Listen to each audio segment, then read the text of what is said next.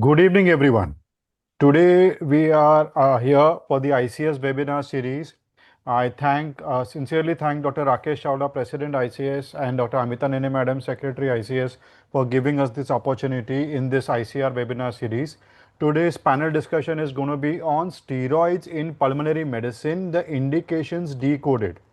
And this is a very simple topic if you see it, but a very powerful topic for every pulmonologist out there. And steroids have been the bone of contention in every discussion by every influencer in India. So let's speak about steroids in pulmonary medicine. For this, I would like to introduce our speaker for tonight. She needs no introduction. Dr. Thilagawathy, madam. Can we have her CV, please? So, ma'am is obviously a pulmonologist. She's an HOD and senior consultant in respiratory medicine and sleep medicine in Vijaya Group of Hospitals in Chennai. She is a treasurer and co-founder of Association of Women in Pulmonology, associate editor for book Pulmonary Disorders in Women, co-editor and author Handbook for Respiratory Therapists, and awarded the Inspirer in Pulmonary Medicine Award in 2023 by ICS. So, ma'am, I hand over the forum to you for your talk on pulmonologist prescription mastering the art of steroid deployment. Good evening, everybody. Thank you for that wonderful introduction, Doctor. Let me share my slides first. So, are you able to? Yes, ma'am, it is visible. Am I audible also? Yes. Yes, okay. So, good evening to everybody. Thank you for logging in.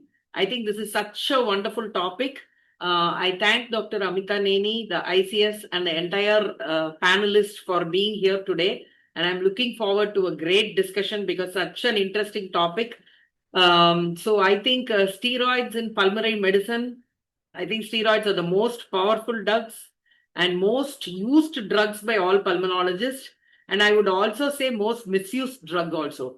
So the art of prescribing steroids is not by reading only the indication, but it's also we should know when not to use the steroids, which is very important, and we should be aware of the side effects and other effects what steroids bring.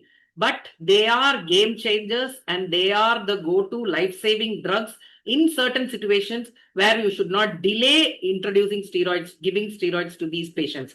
So in the next 20 minutes, I'm going to walk you through some of the indications. So we will take traffic light. So what are the green signals where we will say, yes, this patient needs steroids? What are the yellow, maybe you're in between that and when you should choose steroids, and mainly contraindication diseases where we should not use steroids. In this whole scenario, we should be very, very aware that steroids are the most powerful drugs and need to be used in certain diseases. You should not be denied where the consequences can be grave. And the consequences can be even grave if you misuse them in some diseases. So the first slides are not moving. Not able to move the slides. Click on the slide, ma'am. Click on the slide and then move. Yeah. Okay. So click. Yes. Okay. Sure. So, so the next one, so what we are going to do today in the next 20 minutes, obviously I can't cover all the diseases of the entire pulmonology. I'm going to look at only the indications where it is definitely needed, where it is maybe, and where it is not at all needed. And I'm not going to look at what type of steroids, what is the dose you're going to give, or what are the contraindication, what are the side effects, all those things we will leave it for the panel discussion. I'm going to give you a brief bird's eye view about the indications of where in pulmonology we are going to use steroids. So the first one, so by the end of this lecture, you will be damn sure where you're going to use steroids. Tomorrow in your practice, you will look at the patient in a different way before starting steroids, not by the name of the diseases, but is this the driver of what the disease is, an inflammatory process, and is this patient going to benefit by giving steroids? That's the meaningful talk for today, meaningful message for today. Okay, the first and foremost, let's go through some common diseases. So the asthma is the one thing, asthma is what we are all aware. This is where steroids work like wonders. And no, with no doubt, I think across the platform, everybody knows that ICS is no longer an option in asthma, but it is the foundation. And every patient with asthma should receive an ICS containing regime. I think there is no doubt or confusion in this. So inhaled corticosteroids are the go-to choice for asthmatics because they are the core anti-inflammatory treatment. And then if you, so let me point. Okay, so this is the core anti-inflammatory treatment. I think no doubt about it. So it is across all steps in your asthma care. For low dose ICS, be it a controller, be it a reliever, marked in step 3, everywhere it is ICS formoterol. So controller, reliever, and all those things. So before going to oral corticosteroids, the most important step in asthma is you need to escalate inhaled corticosteroids, reach from low dose to the prescribed dose or the needed dose for the patient, high dose, and then only you can think about oral corticosteroids. So what about oral corticosteroids in asthmatics? It is only for moderate to severe asthma exacerbations, and it is only for a short course, 1 milligram per kg, and do not extend it. It doesn't need any tapering if you're using it for less than 14 days. You give only IV prednisolone, methyl prednisolone, not oral, in severe situations and in ICU. And there is for chronic steroid therapy, like chronic oral corticosteroids in asthmatics, if you come to that stage, then I think there is a great game-changing paradigm shift in the last 2 or 3 years, where you should really come to a point, you should test your diagnosis. So to have chronic oral corticosteroids in asthmatic, the patient should be a severe asthmatic or an uncontrolled asthmatic. But to say that this patient is severe or uncontrolled, first of all, the patient needs to have asthma. So here at this point, wait, take a step back, and then go through your diagnosis, go through the phenotypes, go through the mimics of asthma, and then only, and is this patient a candidate for biologics? Steroid sparing issues also we should keep in mind, and then only you can start oral corticosteroids, which is not only for the last resort cases worsening despite all your measures. Your phenoendotype the patient and asthmatic, and patient is having recurrent ED visits, severe exacerbations. Do not institute oral corticosteroids before going through all these steps. So the pitfalls here is you need to have there is no role for SABA only treatment. We know more than 2 steroid bursts in a year, that the cumulative steroid burden in asthmatic, you should be aware of that. And there is no role for long-term prednisolone, and ignoring the inhaler technique is a big no before giving oral corticosteroids. In COPDs, it's different. This is a different player. Steroids are only a guest here. There is never permanent. In COPD, you should be very, very careful. As far as inhaled corticosteroids are concerned, the goal is very clear. There are only 3 situations. One is you add ICS to LAMA and LABA only if the blood eosinophil count is more than 300 and the patient is a frequent exacerbator. If the blood eosinophil is 100 to 300 and more than 2 exacerbations, then he is also a candidate for ICS. And if there is an asthma COPD overlap, then that is also he's also a candidate for adding inhaled corticosteroids. Be aware that before adding inhaled corticosteroids or withdrawing, you should be aware of recurrent pneumonia, previous mycobacterial infections, and recurrent infective exacerbations. And also you should be aware that these patients, if they have frequent respiratory tract infections, they are also not the candidate for inhaled corticosteroids. So in exacerbations of COPD, I think this is one platform where asthma and COPD agree. Most of the times they don't agree. In exacerbations, short course of steroids are indicated in severe asthmatic exacerbation, as well as in moderate to severe exacerbations in COPD. And it's only should be for 5 days and not more than that. That's what the goal says. So summarizing asthma and COPD, asthma use ICS early, broadly, proactively. In COPD, use it as targeted. As I mentioned, only 3 scenarios where you can use. And be aware of the infection risk. Don't just keep on giving inhaled corticosteroids in a COPD patient. Exacerbations are only short courses. In a overlap syndrome, treat like asthma. Small airway disease, there is no final consensus, but we should be aware of small airway disease because this is such an early, finding out obstructive airway disease early. So we should be able to identify these patients also and then maybe target inhaled corticosteroids which reach the small airways. So eosinophilic lung disease, I think this is whenever there is eosinophil, it is like if you give steroids, it is like snow under the sun. It melts like snow under the sun. These are the diseases where pulmonologists are magicians here. If you institute steroids in these patients like magic, the patient will improve. Be aware of these conditions. So acute eosinophilic pneumonia is an emergency situation. Make the diagnosis confidently, and then if you give methylprednisolone, there is complete resolution. But chronic eosinophilic pneumonia, that also resolves very fast. And then you can taper the steroid over 6 to 12 months, but be aware that these patients have frequently relapse, and then they might need steroids regularly.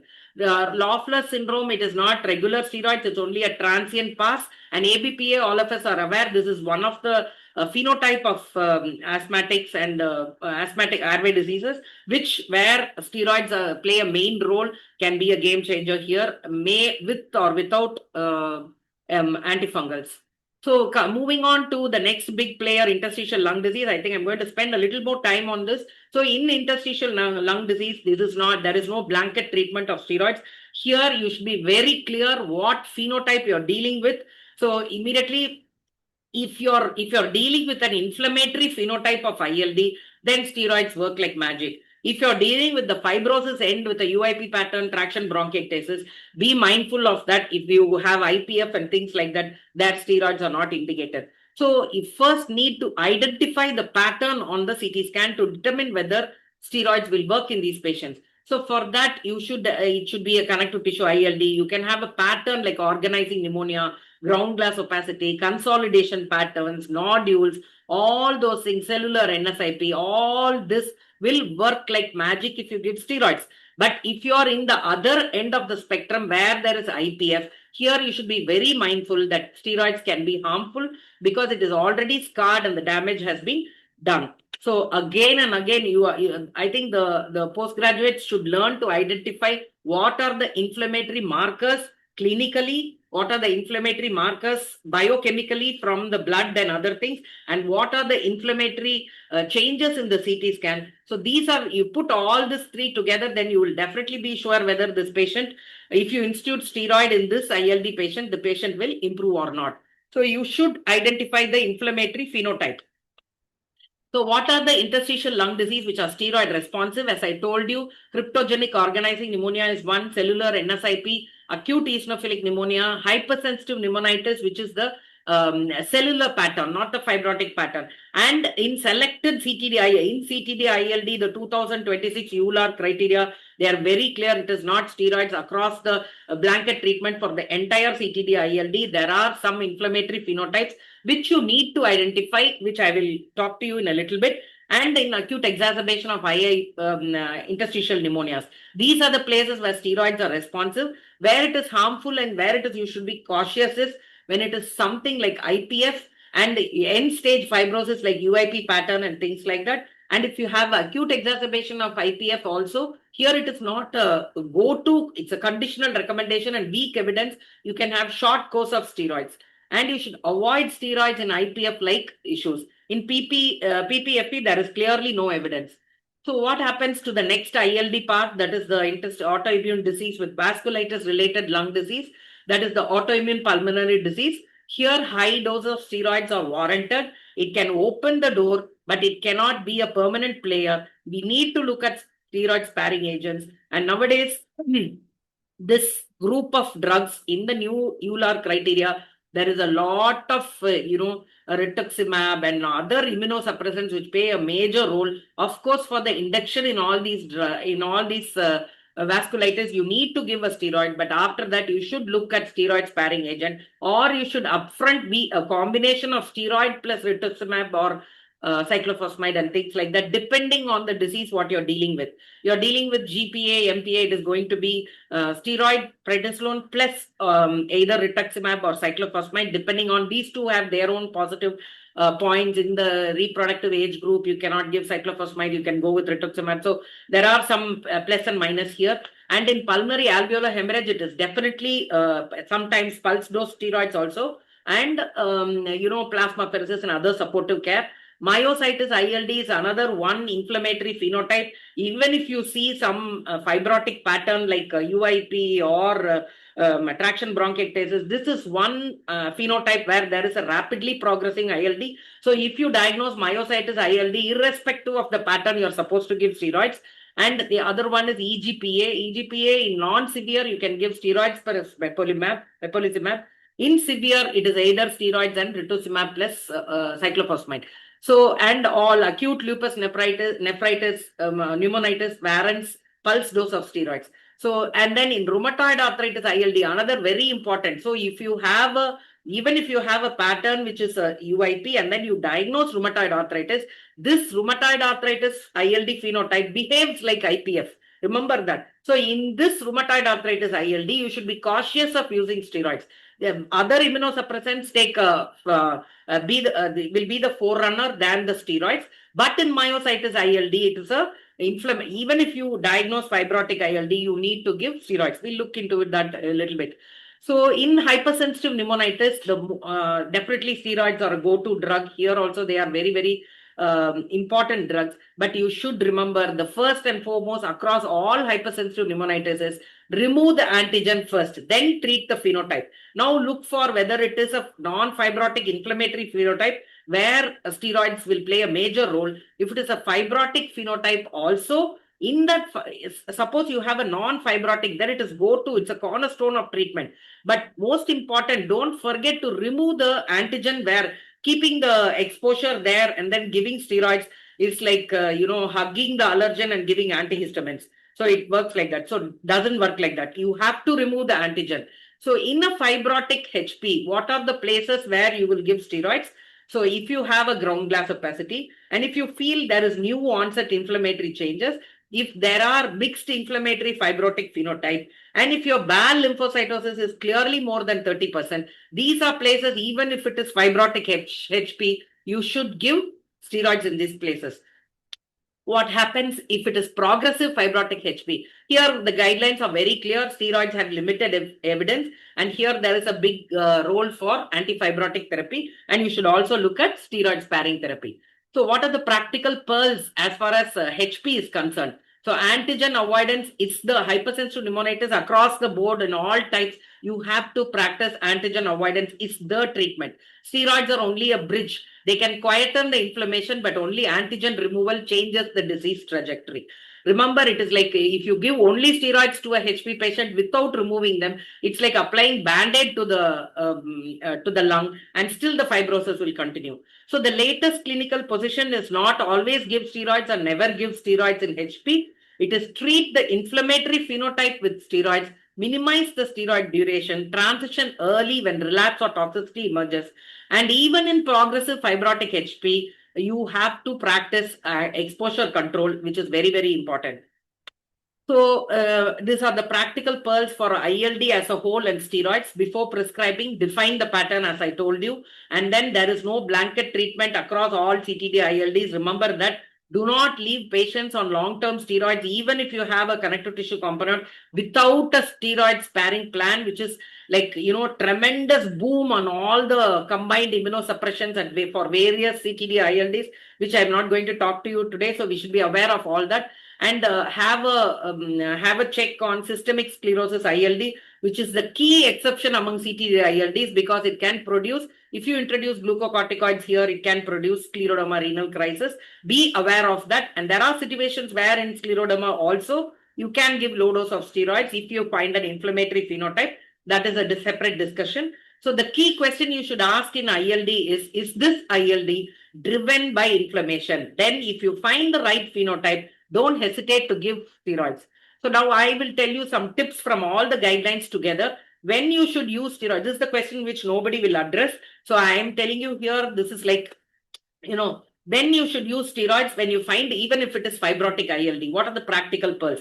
First, as I told you, clinical, biochemical in the sense you can do CRP, ferritin, D-dimer, all the inflammatory markers you can do. Clinically, patient is worsening and radiologically you see some new findings and the clinician is convinced that this is definitely there is an inflammatory process. please don't forget to try steroids in this. So go with the CT, and then if you have a lung function which is also from deteriorating, and then you think there is a new onset inflammation, you can try steroids. In BAL, lymphocytosis more than 30%, definite strong support for the use of steroids, even if it is fibrotic ILD. So in IPF, it will be less than 5%. So you can boldly give steroids here. If BAL has 20 to 30% and you have some supportive evidence like CT scan and other things, still you can try steroids in them. Another thing is steroid treatment in fibrotic should be considered if the underlying associated disease is known to be inflammatory. So as I told you, if you have myositis ILD, it is definitely warranted. If you have cryptogenic organizing pneumonia pattern, definitely you can give steroids. And then if you have scleroderma pattern, definitely you can't give. So if you have RA-ILD, you cannot give. Within the inflammatory pattern, you should pick up that inflammatory phenotype and then subject them to steroids. In the CT scan, this is a clue. This is a practical point. If you see UIP pattern, you're seeing honeycombing, you're seeing traction bronchiectasis, but then you are seeing consolidation and ground glass opacities in areas without traction bronchiectasis, which indicates pulmonary inflammation. So if you see this consolidation and GGOs in areas apart, areas away from your traction bronchiectasis and honeycombing, then definitely that is pulmonary inflammation. That's a clue that this patient needs steroids or he will benefit from steroids. But there are currently no systemic markers that, according to guidelines, there are no systemic markers. But I would say you can combine some amount of biochemical markers, CT markers, clinical parameters, and then decide. So if steroid treatment is initiated in fibrotic ILD, be aware that you should be following up these patients. So especially in the phenotype, an acute exacerbation of ILD also, you can try steroids. So in the MDA5 and other things, you should have a follow-up of these patients and then always be aware of side effects and also of the other, immunosuppressive treatments. So the sarcoidosis, this is another one, the great mimicker which loves steroids. So in sarcoidosis, in an asymptomatic patient, there is no role for treatment. Even if you identify n number of findings and lymphadenopathy, and then you demonstrate biopsy, non-cacheating lymphoma, everything, non-cacheating necrosis, everything, but still if the patient is asymptomatic, hold back your treatment, observe him, and then watch. So there are places where you should definitely treat. So it is organ specific. If you have cardiac sarcoidosis, neurosarcoidosis, ocular sarcoidosis, and in pulmonary stage 2 and 3, and hypercalcemia, please treat these patients with steroids plus or minus your other immunosuppressions depending on the phenotype. So if there is a stage 1 and asymptomatic, and usually it is self-limiting, please don't use treatment there. So practical pearls for sarcoidosis: in practice, the steroid plan should be driven by organ risk, symptoms, and how quickly control is needed. Do not treat asymptomatic, and you should be aware of the steroid sparing agent. In the latest trend, anti-TNF revolution is in a big way. So infliximab is almost like a steroid sparing agent. So you can use it in sarcoidosis. Coming to severe infections like severe community-acquired pneumonia, I think this Cape Cod trial, all of you are well aware of this trial. So this was the game changer where it said that in severe community-acquired pneumonia patients, you can use steroids. Before that, there was, nobody even thought of using steroids for a community-acquired pneumonia. So this is the paper which was a game changer. Here, see, imagine this is not for across the board for all pneumonia. Please remember that. It is only for severe CAP patients who are in the ICU needing mechanical ventilation or vasopressors and who are having a very poor pneumonia severity index, curb, hypoxia and all those things. And what they did was hydrocortisone. So be aware that in this Cape Cod trial, they said that you should be screening for IPA and kappa, which is COVID-associated pulmonary aspergillosis, influenza-associated. All this should be kept in mind when you are instituting these patients on steroids. So there is a controversy in so many guidelines between critical care guidelines and our IDSA and ATS, ERS, as well as our own Indian guidelines on which steroid to use in pneumonia, where to use, which patients to use. So this is a big controversial topic. But please remember, severe CAP requiring ICU treatment, mechanical ventilation, NIV, and things like that, definitely there is a role of steroid. So if there is a sepsis, so if you see the septic shock and most of the sepsis guidelines, they will go with hydrocortisone because they want the mineralocorticoid effect. This is patients on vasopressors and then you're giving steroids. So this is hydrocortisone. So for us, it's so in ARDS also. So between hydrocortisone, dexamethasone, and methylprednisolone, guidelines are very clear. There is no clear cut evidence that this is the steroid you should use. Depending on the patient, whether your patient is septic, infective, then you will definitely not use a dexamethasone, which is long acting. So you can use glucocorticoids. Depending on the desaturation, you want a good glucocorticoid or an anti-inflammatory action, you will choose methylprednisolone. So depending on the situation and the phenotype, please refer to the guidelines and use it accordingly. There is no clear indication for one over the other. So this is another ARDS trial, DEXA ARDS trial. I think everybody is aware of this. This was another game changer where this is what this is a COVID lesson we have learned, a steroid lesson, which was a game changer during COVID. So this is that, that recovery trial where they use DEXA, and then because you need to identify in an ARDS patient whether this patient is an inflammatory phenotype. Again and again, I'm stressing. So steroids are ARDS, you can give steroids, but when, how, which patient, that's very important. So the patient should be an inflammatory phenotype, and it should be given early, less than 14 days, not later in the stage where the fibrosis has set in, and no preferred steroid molecule. There are studies with all the molecules, whichever you're comfortable with, I think you can use it.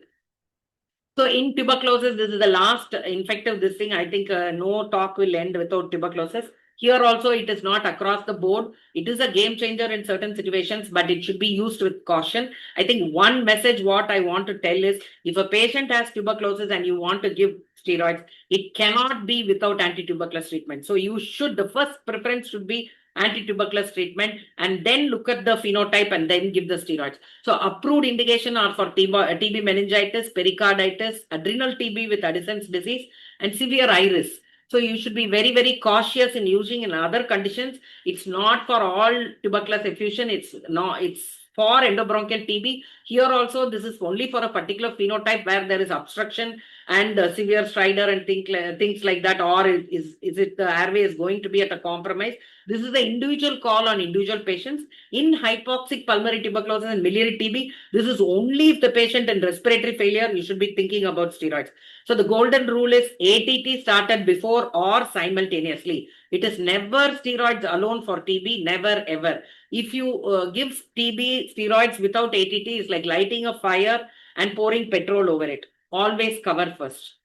So steroids are the heroes and villains of pulmonary medicine. This is a summary slide. It's a green light for all this. I know whenever there is eosinophils, asthma, vasculitis, particular phenotypes in connective tissue ILD, as we discussed, hypersensitive pneumonitis, the inflammatory or the cellular type, sarcoidosis with a specific organ thread, severe CAP, moderate severe ARDS, septic shock, and adrenal insufficiency. These are the green light. This is the important thing. You have to give steroids in this group. Where you have to be cautious is when you have a fibrotic ILD, when you have severe viral pneumonia, endobronchial TB with airway obstruction, miliary TB with hypoxia and sarcoidosis. This is an individualized call on a case-by-case basis. And the red light is when you have a UIP pattern, IPF, and routine viral pneumonias without a steroid responsive phenotype, non-severe community-acquired pneumonia, routine pleural effusions, all this pulmonary tuberculosis, all these phenotypes, you should never give steroids.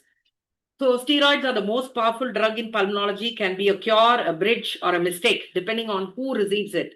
So your question should be at the end of the day, does this disease have an inflammatory process that steroids can meaningfully modify?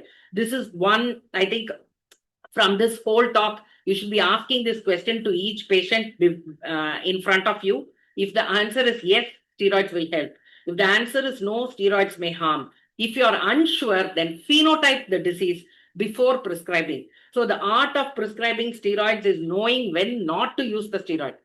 So use the judgment, evidence, experience, and compassion. Balance is the key. In today's practice, I think if you use all this, if you keep in mind all this, I think you will prescribe steroids judiciously and make it a life game changer or a life-saving drug in your practice. Thank you very much for your patient listening. Thank you, ma'am. It was an excellent talk. To cover such a vast subject in 20 minutes, hats off to you, ma'am. I mean, it was a full packed slides, learning when to give steroid, when not to give, what to do. You can cause more harm than benefit. I think we also learned a lot, even though we have been practicing and using steroids for a long time. And now to take this discussion further, we have a nice panel discussion for you where we'll be discussing the various aspects of where the steroids can be placed. I've been told that there are already more than almost 1900, I think 1800 something logins. Let me be sure, 1876 logins, and there are more than 150 questions. I hope we get time to answer those all. I have prepared some questions, and probably those should answer all the questions that I can see in the chat box that have been put. Can I get the CV slides of all the panelists?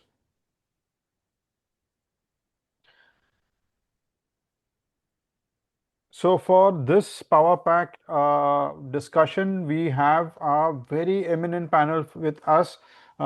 Starting off, yeah, can you make it full screen, please?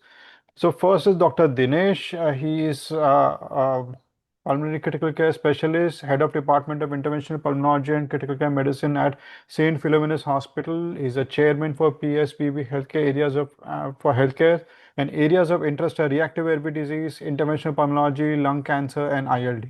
Welcome, Dr. Dinesh. Next, we have with us Dr. Lovleen Sharma. She is a DM Pulmonary Critical Care Medicine Specialist. She is consultant pulmonologist at Kailash Deepak Hospital, Delhi, and she has won multiple awards, of which NAPCON 2020 Young Scientist Award was one of them. And she is member of Indian Sleep Disorders Association and Indian Chest Society. Welcome, Dr. Lovleen. Next. We have Dr. Umar Saifee. He is a consultant pulmonologist practicing at Sri Ram Murthy Smarak Institute of Medical Sciences at Bareilly. His areas of interest are bronchiectasis, ABPA, interventional pulmonology, and ILD, and he has multiple publications and achievements. Welcome, Dr. Umar. And last but not the least, Dr. Sujay. Dr. Sujay is a DM Pulmonary Critical Care Medicine and also has an MRCP. He's a consultant pulmonologist at Sparsh Hospital, RR Nagar. His areas of interest are post-tubercular lung disease, interventional pulmonology, and ILD. And he has multiple research publication, book chapters, and he's semi-certified fellowship in ECMO and certified in palliative pulmonology. Welcome, Dr. Sujay. Yeah, I think I will take the pleasure of introducing our moderator. Can I have the slide, please? Yeah. So this is Dr. Mehul S. Thakkar from Mumbai. I think young pulmonologist, enthusiastic, who's going to take us through a wonderful panel discussion now. He's got over 16 years of experience, and he's the director of Medansh Multi-Speciality Hospital in Mumbai. He's a DNB guide in Jupiter Hospital, Thane. He's a honorable treasurer for Indian Association for Bronchology and organizing secretary for TESCON Mumbai 2025. He's got multiple national and international publications. Doctor, thank you so much for being here. Over to you. I think you can take the proceedings from here. Yeah, thank you. Thank you. Can we just stop this thing? Okay, so let's start our panel discussion with the first question. First question goes to Dr. Dinesh. So despite the newer therapies that have come, ma'am spoke about a lot of immunosuppressive therapies. Despite newer therapies, why do corticosteroids still remain the most impactful drugs in our respiratory medicine? Good evening, everyone, and good evening to my fellow panelists and all the audience. Corticosteroids are been there since ages, and they are the first to go drug for any pulmonologist or any otherwise. So it's a powerful anti-inflammatory pathways it suppresses the cytokines and inflammatory, and then also the tissue edema. So it's effective in vast respiratory disorders like asthma, COPD, ARDS, like Madam has presented, and even in COVID-19 we've been using it. So it's a wonderful drug. Then also it's a rapid clinical improvement where in exacerbation where we see a dramatic symptomatic physiological improvement, and it's cost effective and also widely available, and hence it's vastly used. So various routes of administration also helps in the administration of the steroids, and many newer biologicals are also used as add-on therapies rather than the supplement. Sometimes even in exacerbations, we might have to use steroids at some given point of time. So I think that would suffice. Yeah. So as you rightly said, they have a broad spectrum and they can work in multiple diseases that we have been seeing. The cost is a major factor. In resource limited setting like our country, cost becomes an issue and steroids help. And even before the other immunosuppressants act, they act like more like a bridging therapy. Every time you want to give even azathioprine or mycophenolate, you do have to start steroids initially. So yes, they are an important drug in our armamentarium. Next question to Dr. Lovleen. Have we become too dependent on steroids as pulmonologists, or where do you see most commonly overused? I mean, the steroids part. I think, Dr. Lovleen, you are muted. Can you unmute yourself, please?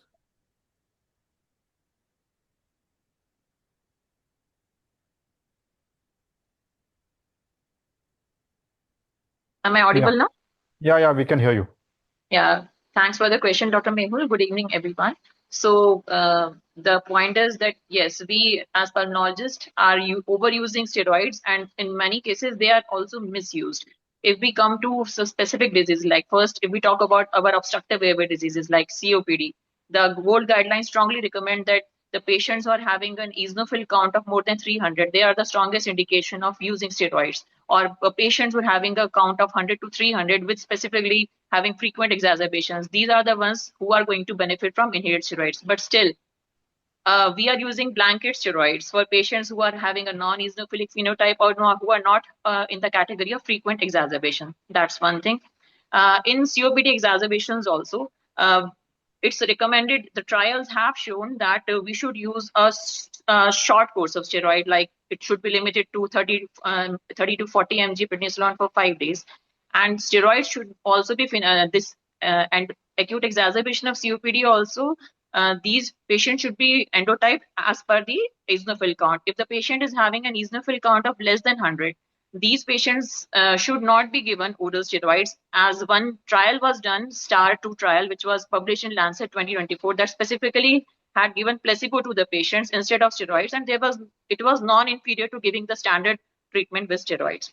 Coming to asthma, in asthma, we frequently prescribe short bursts of oral steroids to patients, but we don't consider the long-term cumulative exposure dose of these patients.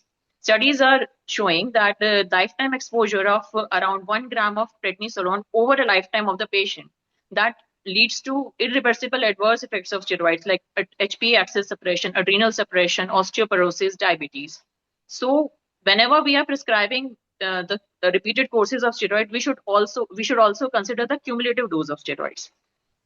Then ma'am mentioned about the biologicals. Ma'am said when we have exhausted all the biologicals, then only we should come to steroids on maintenance dose in patients who are having severe asthma. But opposite is the case. When we are having a patient who is uncontrolled on inhaled steroids, we are starting the patients on oral steroids, and mostly they are kept on maintenance steroids for indefinite time, and they are not given the benefit of biologicals.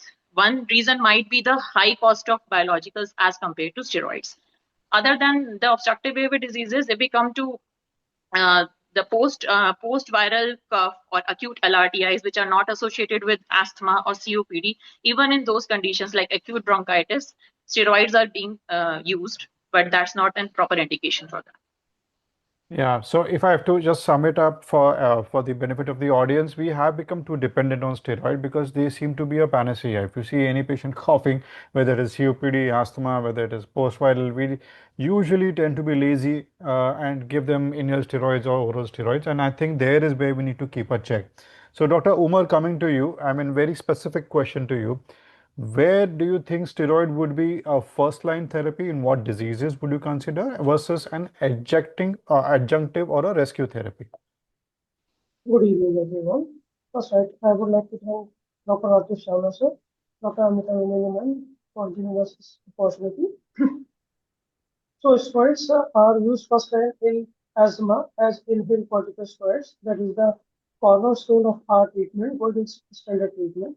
Certain identities that require longer duration of treatment, that is more than 2 weeks, such as sarcoidosis, systemic steroids are used. Connective tissue disease associated interstitial lung diseases, hypersensitivity pneumonitis.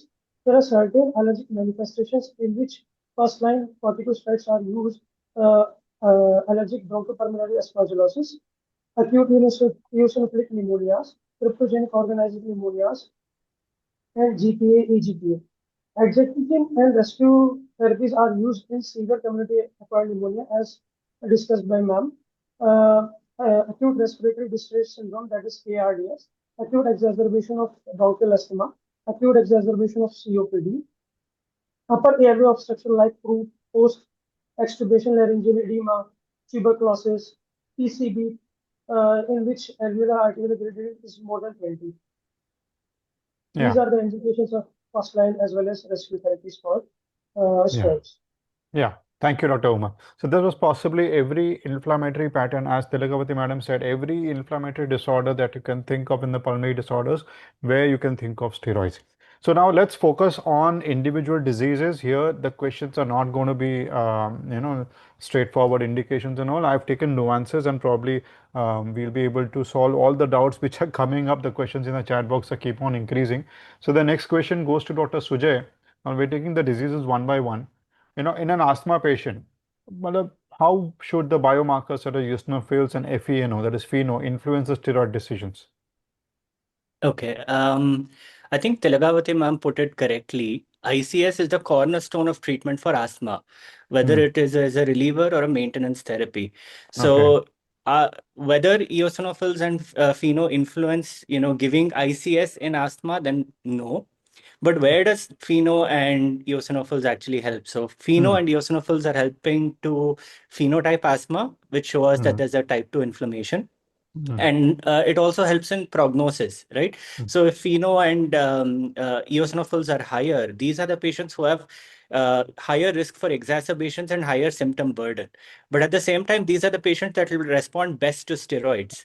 So that way, these can help in prognosticate. And apart from that, it can also help in, giving a clue to asthma diagnosis, especially if you don't have anything else, like, your PFT is normal, but the symptoms are like asthma and so on. But one place where FeNO can help is probably where you're giving inhaled corticosteroids. So if you're giving inhaled corticosteroids and the patient is taking it properly, then the FeNO should ideally reduce. So it can, kind of be used to see if the patient is adherent to his treatment, so to say.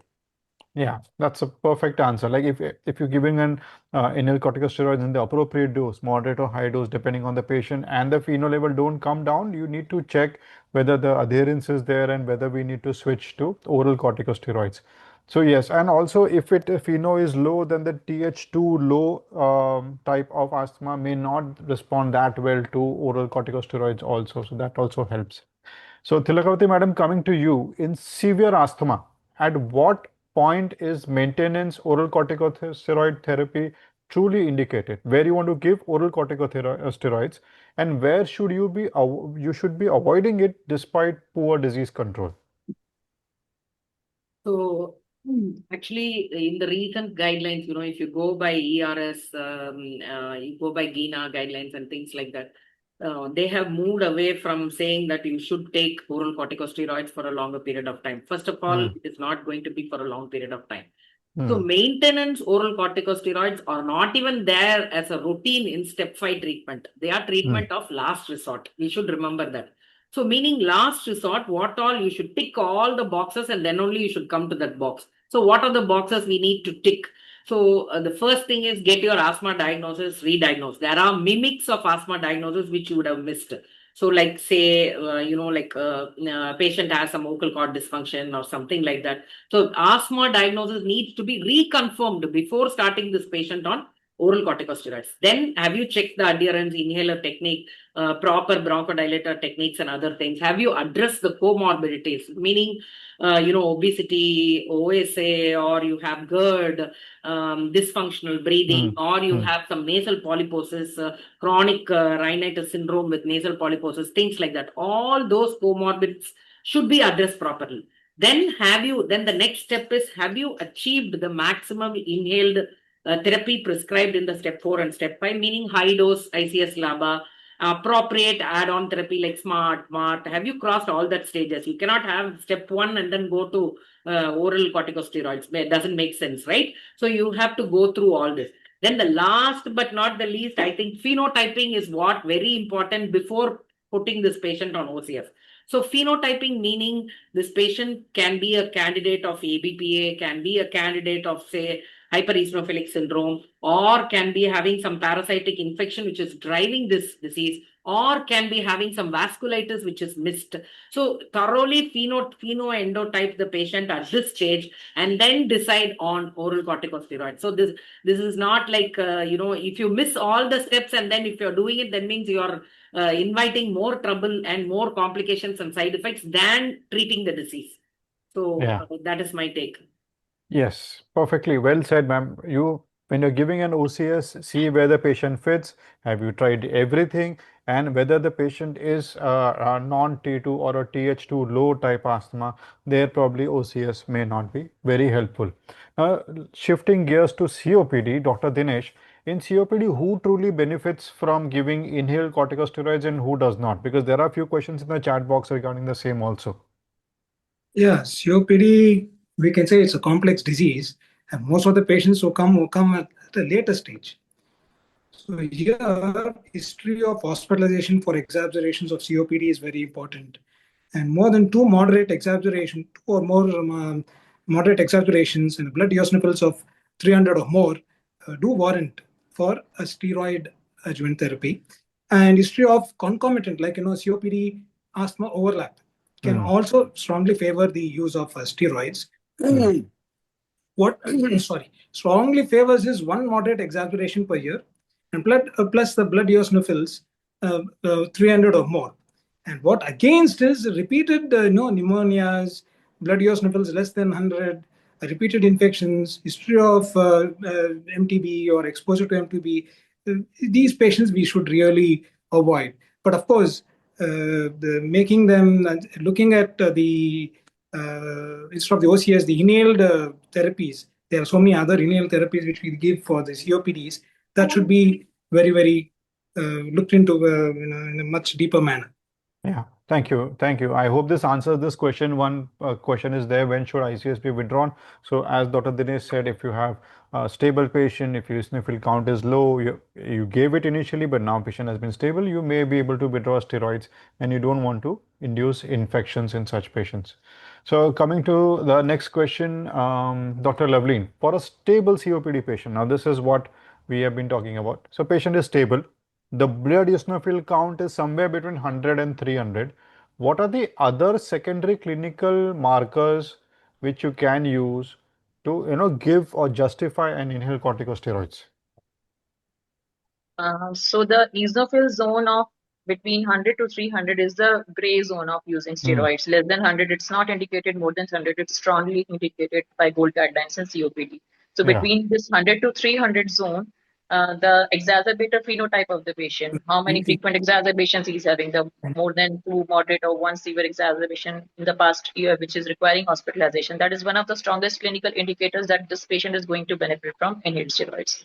Apart from exacerbations, one more point: if we check patients' FeNO levels, fractional FeNO levels, if they are more than 20 to 25 parts per billion, that also shows that patients' airways are inflamed and they are likely to respond to inhaled steroids. And one more factor: if the patient, our patient is an ex-smoker or a current smoker, because in smokers there is a downregulation of histone deacetylase 2 enzyme, which is responsible for anti-inflammatory activity of steroids.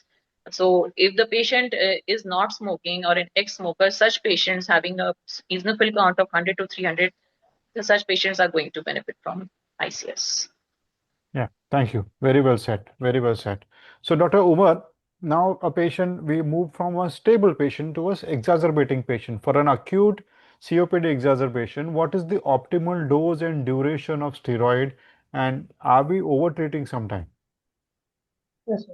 So optimal dose for systemic steroids for treating COPD exacerbation is unknown. It likely depends on the patient factor. For a non-critical critically ill patient, a dose of steroid is 40 mg prednisolone or equivalent per day for 5 days, as per recommended by GOLD 2026. For critically ill patient, initially high dose of methylprednisolone 60 mg twice daily. Start tapering after 48 to 72 hours, depends on the clinical condition of the patient. Okay. Yeah. Yes. Yeah.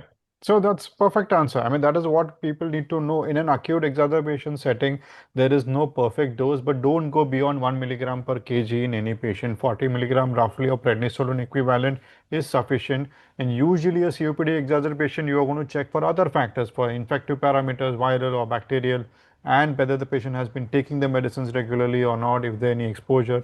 So steroids will have a role, but not for more than 5 to 7 days maybe. So sometimes we see a lot of prescriptions over treating, so that is what should be kept in mind. So Dr. Sujay, we were discussing, ma'am spoke about ABPA. So in ABPA patient, we frequently debate the threshold when to initiate systemic steroids. So what do you say? Yeah, and what is the indication based on FEV1 or doubling of IG, central bronchiectasis? When do you want to give steroids in a ABPA patient? Okay. So first we'll look at when we give steroids in ABPA. There will be two conditions. One is acute ABPA or you're having a relapse of ABPA, right? So for acute ABPA, we'll use the ISHAM criteria. And for relapse also, we use like a combination. So whatever it is not just going to be FEV1 or IgE or bronchiectasis in isolation. We'll have to look at clinico-radiological worsening. And here consolidation, collapse, mucus plugging will play a more important role than bronchiectasis itself. Then we also look at the IgE doubling, and then we look at whether the patient's symptoms have worsened. Okay, so if I look at it just one by one, FEV1, the ISHAM doesn't specifically say FEV1, it says clinical worsening, and they don't give a specific threshold for FEV1 reduction. Doubling of IgE is important, yes, because that is one of the markers to tell us that, okay, the ABPA might have relapsed. And then central bronchiectasis itself is a prognostic marker for ABPA. If it's there, then it's bad prognosis. But just if central bronchiectasis emerges through the treatment of ABPA, maybe not an indication for steroids as such. The importance of including clinico-radiological IgE and other supportive measures becomes important because we should differentiate asthma exacerbation from ABPA relapse, and that is where this nuance would actually come in. Yeah, very well said. Very well said. So a single doubling of IgE may not be helpful if your patient is clinically stable. So you have to look at the patient in toto. Just don't look at the values and start or step up the medicine that you've been giving. Coming to Thilagawathy madam, to you, in a COPD patient and who's on say let's say on triple therapy without frequent exacerbations, what physiological data points could decode a safe indication to withdraw or maybe to stop it?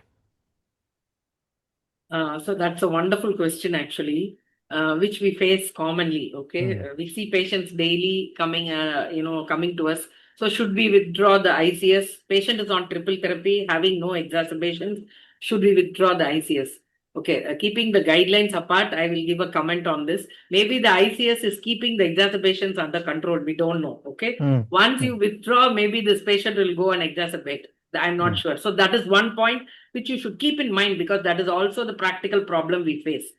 But to remove, so what is it dependent on? So to remove ICS, so to institute ICS, what you did, you looked at blood eosinophil count, frequent exacerbation. If it is more than 300, if patient has frequent exacerbations with eosinophil count between 100 to 300, then you instituted ICS.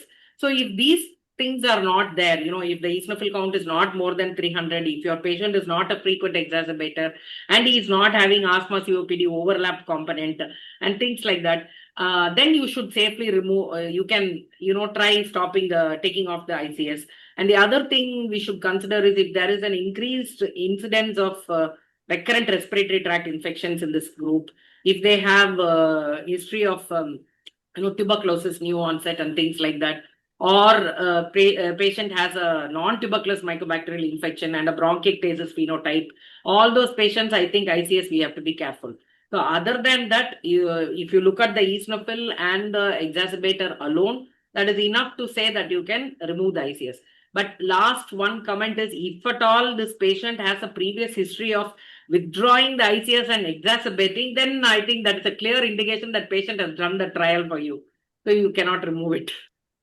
Yeah, so this is experience, guys. I mean, this is what you learn extra from the guidelines, that if you are giving a patient inhaled corticosteroids, your criteria are fulfilled and you are withdrawing it, and then you find suddenly patient saying, "Nee, last time come kiya tha and I got trouble." So this is what you need to keep in mind. Thank you, ma'am. Thank you for the answer. Moving on, Dr. Dinesh, this question is to you, but it's pretty straightforward sounding question. Which ILDs are genuinely steroid responsive and which would be considered steroid resistant, if I may say that? See, ILD, we can, as Madam has already presented, we can identify them as inflammatory and fibrotic. Most of the inflammatory ILDs can and are responsive, at least in the early before the thing that. So, the steroid responsive are like, cryptogenic organizing pneumonia, eosinophilic pneumonia, hypersensitive pneumonitis, sarcoidosis, CTD, ILD, cellular NSIP. They usually respond.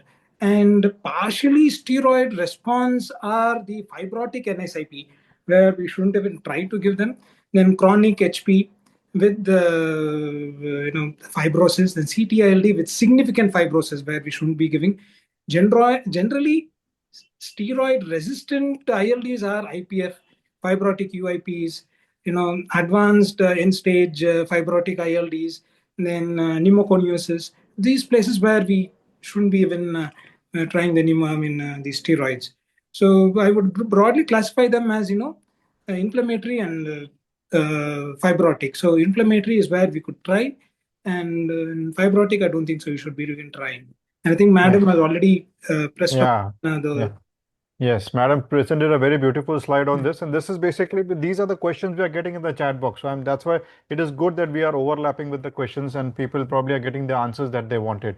Coming to the next question, Dr. Lovleen, have antifibrotics actually reduced the role of corticosteroids in fibrotic ILDs? Like we used to give fibrotic NSIPs and as fibrotic HPs and all a lot of steroids. Still, people are on sometimes maintenance doses.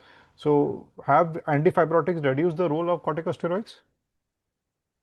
Definitely, the answer is yes. If we talk about the stable patient, not the exacerbated type, the stable patient of IPF. In IPF, the steroids are definitely out as per the Panther trial.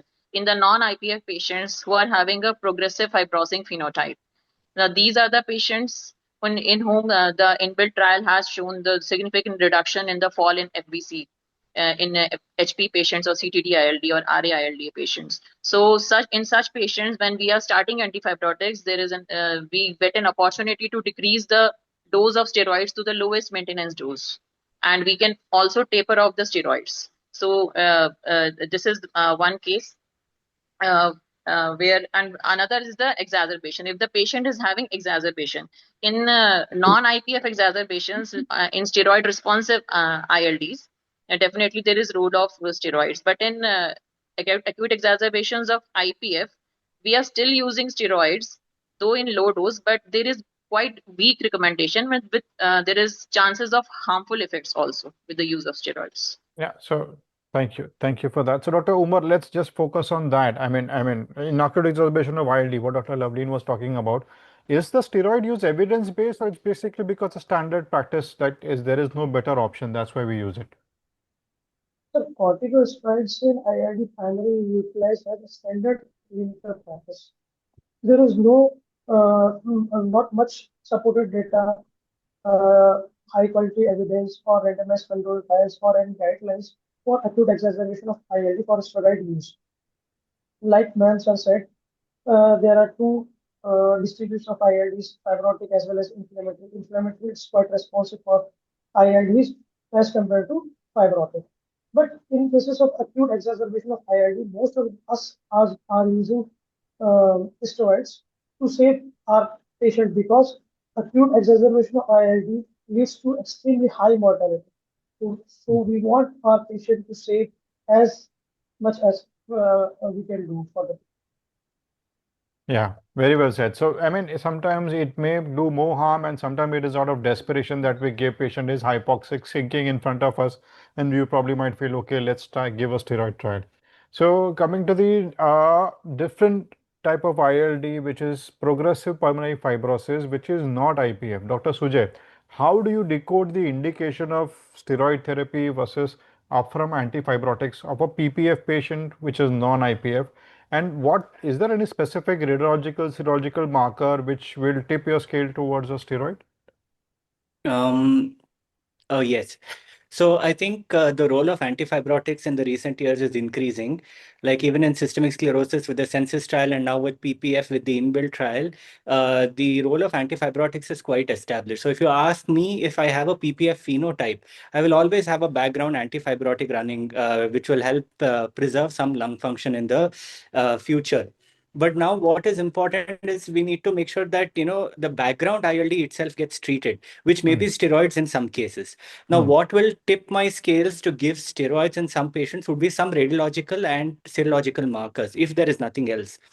So radiologically, if there is GGO or consolidation, I'd be more inclined to give steroids, or certain radiological patterns like NSIP, organizing pneumonia, or LIP, I would be more inclined to give steroids. Or if there are like autoimmune markers positive, like, high titers of MDF5 or, any of the ENA panel that is coming out to be positive, that might also tip the scales. If I feel that, okay, there is ongoing drug-induced ILD, or if there is HP with, antigen exposure that is happening, again, that might be, like triple density sign. Again, these would be just trials of steroids. Like we're saying, the fibrosis already exists. We just want to give a trial, maybe 1 month, 2 months, to see if that helps preserve some lung function or get back some lung function. If it does, then we would have to take a further discussion on what to do regarding immunosuppression. But where I would not give steroids and just stick to antifibrotics is probably, like ma'am already said, maybe it's like a definite UIP that's happening, or if the patient is older and I feel that, the steroids are actually going to lead to a lot of complications in such a patient, I'd keep them only on antifibrotics. Yeah, so you should target something. Steroid cannot be given as a blind therapy, something will work type thing. You are targeting something. You've seen some inflammation, you have seen some marker positive, only then you're going to add. Now, ma'am, Thilagawathy ma'am, I have a very interesting question for you. We have a asymptomatic pulmonary sarcoidosis, and we know sometimes it resolves. So what precise threshold of functional decline transitions patient from a watchful waiting towards a systemic therapy? Patient has been asymptomatic, you have been following up. When would you want to introduce steroids to these patients? I think this is a fantastic question. Thank you for that question. I think this is most people's mind go through this when you treat a sarcoidosis patient, and the patient will also be asking you this: when should I start treatment, even though I'm normal? So, as what you have said, I think there is no single FVC value or DLCO value or desaturation. Say if you have this FVC value, this fixed threshold, like you should start. I don't think guidelines recommend anything like that. I think more than what matters more is the trend which matters, or I would say the trajectory which matters. So your previous best to now, is there a declining DLCO? Is there a declining FVC? Is there a new onset of exercise-induced desaturation? So, and then these all matter than a fixed value. So, if you see, the decision should be made on the trend, the symptoms, and the risk of irreversible damage, which is going to happen if we don't treat them. So, sarcoidosis is not like you treat it because it is there. You treat it because you want to prevent the irreversible damage. So, coming to that, then what is meaningful reduction? So suppose you say FVC, the absolute value, you are not dependent. So what is meaningful reduction? So as per guidelines, if you have a FVC which is declining more than 10% from the predicted FVC, then that is a meaningful decline. As far as DLCO is concerned, it is more than 15% of the predicted. So that is also a meaningful decline. And then you have a new onset exercise desaturation, meaning in a 6-minute walk test, if you do an SpO2 and it is less than 88, that means that is a meaningful, evidence for any progression. So this is as far as the physiology or the functional part is concerned. So this is one domain. The other domain is symptoms. The patient has progressive breathlessness. So symptoms, function, and then coming to structure. Structure in the form of CT scan. So you are doing a CT scan and then you see some new GGOs and some progressive fibrosis, then all this matter. So keeping all three together, then only you can take a decision as to whether to treat or not to treat. And we also should remember there are situations where You can have preserved FVC, but your DLCO will be abnormal, meaning these patients will have pulmonary hypertension, which is a problem in sarcoidosis, or there is vascular involvement of sarcoidosis. So we should be mindful of what we are treating, what we are looking at. And as I told you in my slides, in this scenario, if you have an organ which needs treatment, which is involved like cardiac, ocular, and your hypercalcemia and things like that, definitely go ahead and treat. So it is like look at the patient as a whole and then decide. Yeah, perfect. Thank you, ma'am. Thank you for this answer. So here we move on to the next diffuse lung disease. Dr. Dinesh, this question comes to you.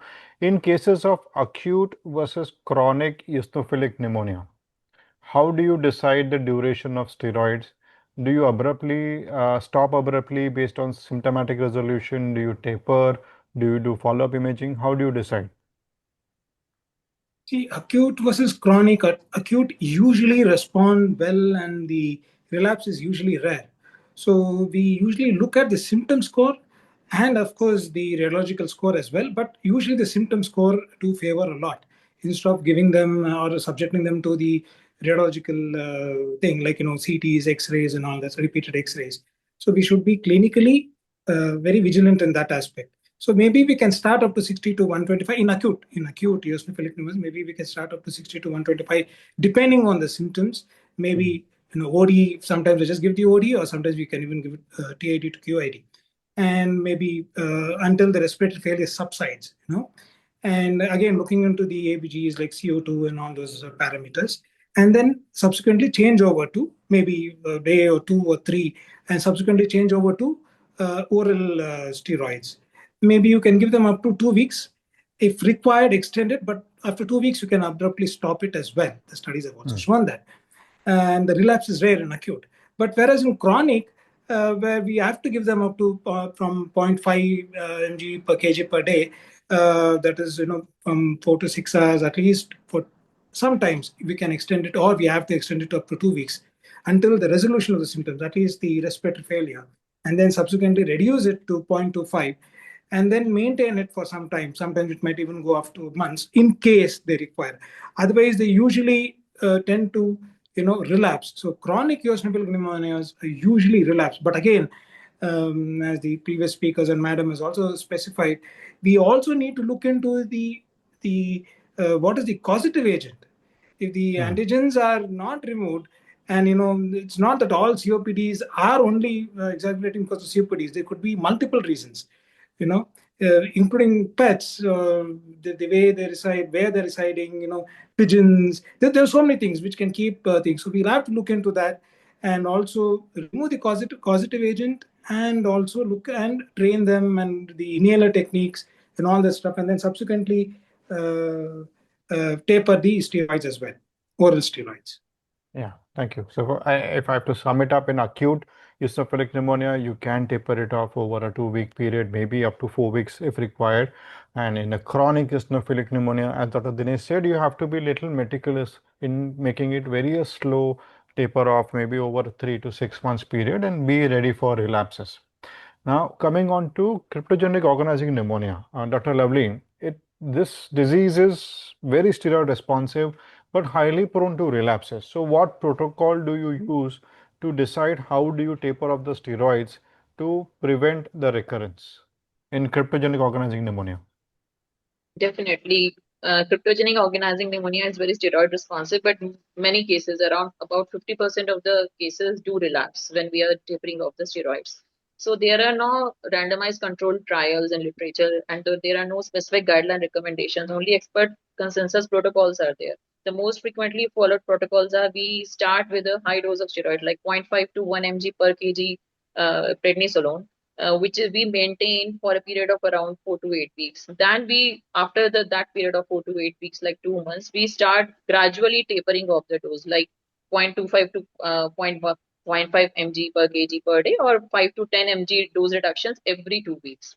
After that, gradually, if patient is not relapsing, we can reach a lowest effective maintenance dose of 5 mg per day, and that too by the end of treatment of 6 to 12 months, we will very slowly taper it down by 2.5 mg per week.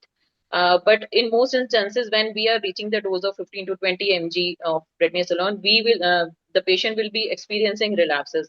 In such cases, the relapses of COP are good in one point, that they are not affecting the long-term outcome of the patient. They are still steroid responsive. So such patients, they don't need the higher induction dose with which we started the induction. We can give them the last high dose of steroid. Like patient exacerbated on 20, we can go back to the 30 mg dose of prednisolone. And one thing more, if the patient is relapsing again and again, we can think of steroid sparing agents also, like MMF or azathioprine, and immunomodulator drugs like clarithromycin or azithromycin. These can also be used in cases of mild relapses. Yeah. So if I'll tell you, I mean, what I do, I usually start with 0.5 to 1 milligram, depending on the patient, 2 to 4 weeks. That is what I give, and then start tapering. And I have not gone below above 7.5 milligram of prednisolone equivalent. If there's anybody else giving higher doses, I mean, 7.5 is something which I found was pretty much okay. If the patient is getting relapses, then probably bump it up, as you said, and then again try and taper it down. So this is for cryptogenic organizing pneumonia, and we've had a lot of questions about critical care. So let's move on to critical care. Dr. Umar, the question comes to you. In a severe community-acquired pneumonia, okay, we have a recent evidence, ma'am presented a study. So how do you decode the timing and the candidate selection for giving early hydrocortisone, and when not to use it in simple terms? For severe CAP using hydrocortisone, already said CAP code 5, which is published in 2023, which includes early hydrocortisone administration within 24 hours with a dose of 200 mg per day for up to first 4 days, and decide accordingly whether we have to continue taper or stop. For giving the hydrocortisone, selection of candidate is very important. That is based on the severity of pneumonia, which is assessed by whether patient is on mechanical ventilation or requiring oxygen support by NRBM or HFNO with a PF ratio of less than 300, or pneumonia severity index is more than 130 points. They included a biochemical marker, that is CRP, C-reactive protein, which indicates which is the marker of inflammation. They included the CRP value of 15 as a threshold. If the value is more than 15, it's suggestive of inflammation, then hydrocortisone should be given. If the value is less than 50 mg per deciliter, the value is not suggesting that much of inflammation. So steroids or hydrocortisone should be avoided or not used. Great. So, I mean, you should be using it early. It should be a severe cap as per the criteria, and do not use it if you have, viral infections, you have fungal infections, and where it might cause more harm than benefit. So, yes, steroids can be used, but judicious use 200 milligram of hydrocortisone in continuous or divided doses. So, very well said. Next question comes to Dr. Sujay. So we spoke about severe pneumonia. What about ARDS? What is the role of ARDS in steroids in ARDS, if I have to ask you? Okay, this is one question which is a little difficult to answer. So, should we give steroids in ARDS? Probably yes. So what can steroids do? Lot of studies, meta-analysis have shown that it does reduce mortality, and it can reduce the duration of mechanical ventilation and the length of hospital stay. But what can it increase? It can increase the risk of neuromuscular blockade, neuromuscular weakness, GI bleeds, and probably secondary pneumonias. Okay. Now, what we do know is that we need to select the patient carefully. So it has been shown that giving steroids early, like ma'am said, when the inflammation is still happening, right, within the first week, I think that would be the best time for us to give steroids to the patient. But what we don't know is which steroid to give, Dexa versus methylpred versus hydrocort, not sure. What is the exact dose to give? We're again not sure, because I think up to 2 mg per kg of methylpred dose has been tried. Pulse steroids that go up to 10 to 15 mg per kg has not been tried, probably not very good for ARDS patients because it might increase pneumonia. So stick to lower doses. And again, how long to give this is again something of a debate. As short as 7 days to 1 month has been tried, but I think giving it somewhere about 2 weeks might be a good dose there. Yeah. Yeah. So, I mean, very well said. Thilagawathy madam presented the DEXA ARDS trial, which said that you can give early.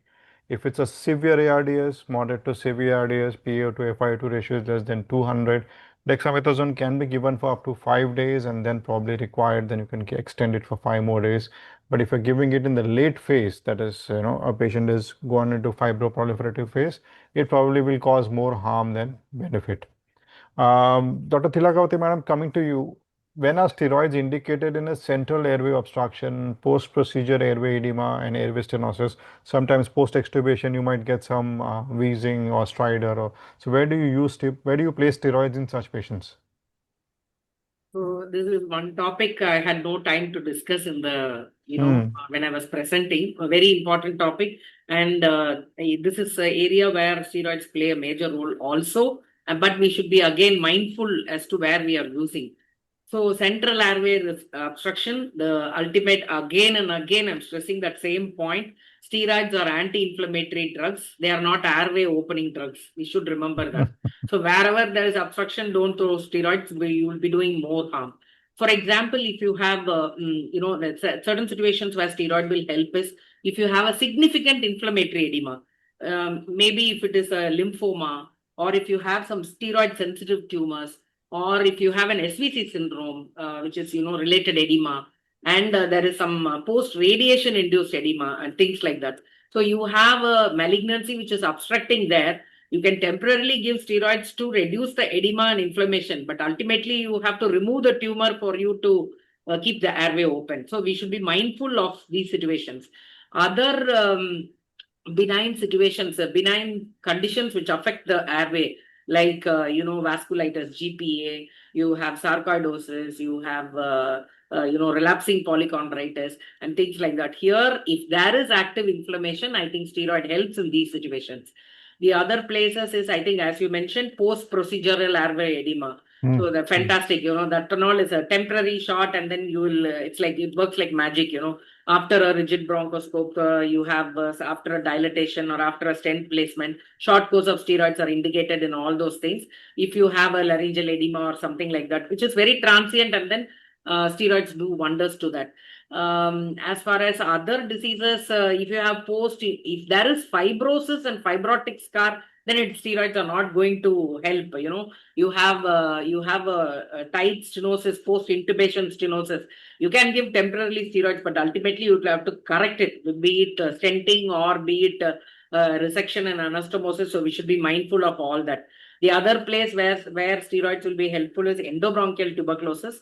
If there is evidence that the airway is going to be stenosed or fibrosed, then you can use steroids like that. So I think it is like, you have to select the patient and then give. Be mindful that steroids are anti-inflammatory. If there is inflammation, it will work magic. If there is no inflammation and you are trying to do, you will be doing more harm than good to them. Yeah, so this is the common theme coming where you find inflammation, there is where steroids will probably play a role. This is now, Dr. Dinesh, I'm asking you the question which has come 3 or 4 times in the chat box. And in patients with acute respiratory failure from influenza or an RSV, when would you decide giving systemic steroid, knowing that it is going to cause prolonged viral shedding? We usually want to avoid it, but when would you want to give steroids in a severe influenza patient? Oh, this I'm sure everybody will be facing a dilemma when they're seeing a patient with an RSV. They keep coming back to you and ask, especially nowadays, in the recent past, I'm seeing a lot of patients who come back and say, my cough is not reducing, my symptoms are not going, I'm feeling very, very breathless. Again, here, the steroid responsive phenotypes, we need to know the background, whether they are the asthmatics, COPDs, whether there's the eosinophil count, where if it is COPD also, the high eosinophil count, and the background, and the proven reversible airflow obstruction, and in eosinophilic airway diseases. These conditions we just need to look into and start the thing. And then again, septic shock. requiring the vasopressors, like Madam had already said, and the organizing pneumonia, where following the viral infections, basically, where you could see there are quite a few as of now, and then steroid responsive ILDs. These are the places where we usually look into giving the steroids, but of course you'll have to be also careful not to give it on a prolonged period. It is easy to give it to a patient, who comes to you and say, no, I'm really having a cough, breathlessness, it's not subsiding, or even at the admission, it's not going down. So you'll have to be really selective, but of course, these are the parameters which we need to look into. Yeah, perfect. Find other reasons to give steroids if you have pure viral ARDS or pure viral infective pathologies, probably steroids will backfire. But if, as Dr. Dinesh mentioned, there are other criterias, these patients would benefit from giving steroids. Coming to Dr. Lovleen, we spoke about ILD exacerbations coming, and patients are using doctors are using high dose pulse methylprednisolone as a default. So, how do you decode an objective threshold for treatment failure by continuing is futile? When you've given methylprednisolone, but where will you find, okay, this is not working and probably I'm going to cause more harm than benefit? So the rationale of using high-dose methylpred pulses in such patients is to cut off the catastrophic hyperinflammatory response in these patients. When steroids are not working, when we are not getting any clinical response in 3 to 5 days, the indicators being the physiological parameters, like patient is having a low PA to FiO2 ratio, less than 100, fitting the criteria of severe ARDS, that's not improving in 3 to 5 days. Or patient is experiencing refractory hypoxemia, his FiO2 requirement is high, he's requiring NIV or HFNC, but still his saturation is not improving. And a patient who is requiring invasive mechanical ventilation even after 3 to 5 days, he's progressing to that stage where he's requiring there is a decrease in compliance of the lungs, or he's developing hypercapnia. So these are the physiological things. Apart from that, if there is radiological deterioration, we are following up with serial X-rays or CT scans, and there is no improvement, there is further worsening. These are the conditions where the use of steroids is considered futile. Plus the ILD endotype also. Is it IPF or is it non-IPF? In IPF, I will not consider using high-dose methylprednisolone in acute exacerbations. That's my. Yeah, so if you find a patient who's not responding to methylprednisolone probably in the first 3 to 5 days, probably it won't respond. You need to think about other therapies in such patients. But yes, default is giving methylprednisolone. So there we need to know when to stop. So Dr. Umar, this question comes to you. This is now about in an ICU setting, in a severe but non-ventilated COPD exacerbation or an asthma patient. What clinical parameters would you see as an indication for giving high-dose nebulized steroids as a standalone strategy instead of giving oral or IV burst? Yeah, most of the patients of asthma COPD get an IV steroid, IV hydrocortisone. Where will you use high-dose nebulized steroids in this category of patients? So, high-dose nebulized corticosteroids are primarily indicated when the patient exhibits clinical parameters that are highly susceptible to systemic steroid toxicity, such as uncontrolled diabetes or diabetic ketoacidosis, in which systemic steroids will lead to hyperglycemia, a severe osteoporosis, in which systemic corticosteroids will lead to bone demineralization, glaucoma, systemic steroids will lead to elevating intraocular pressure, recurrent peptic ulcer diseases, psychiatric instability such as psychosis, acute mania, severe myopathy, fluid retention, uncontrolled hypertension. These are the things. Yeah.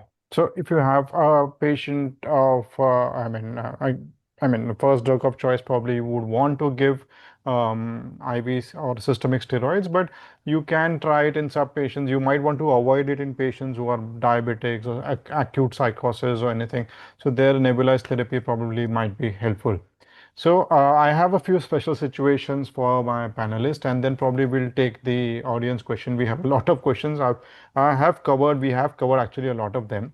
So Dr. Sujay, again, a common question in the chat box coming to you only. What are the appropriate indications of steroids in tuberculosis?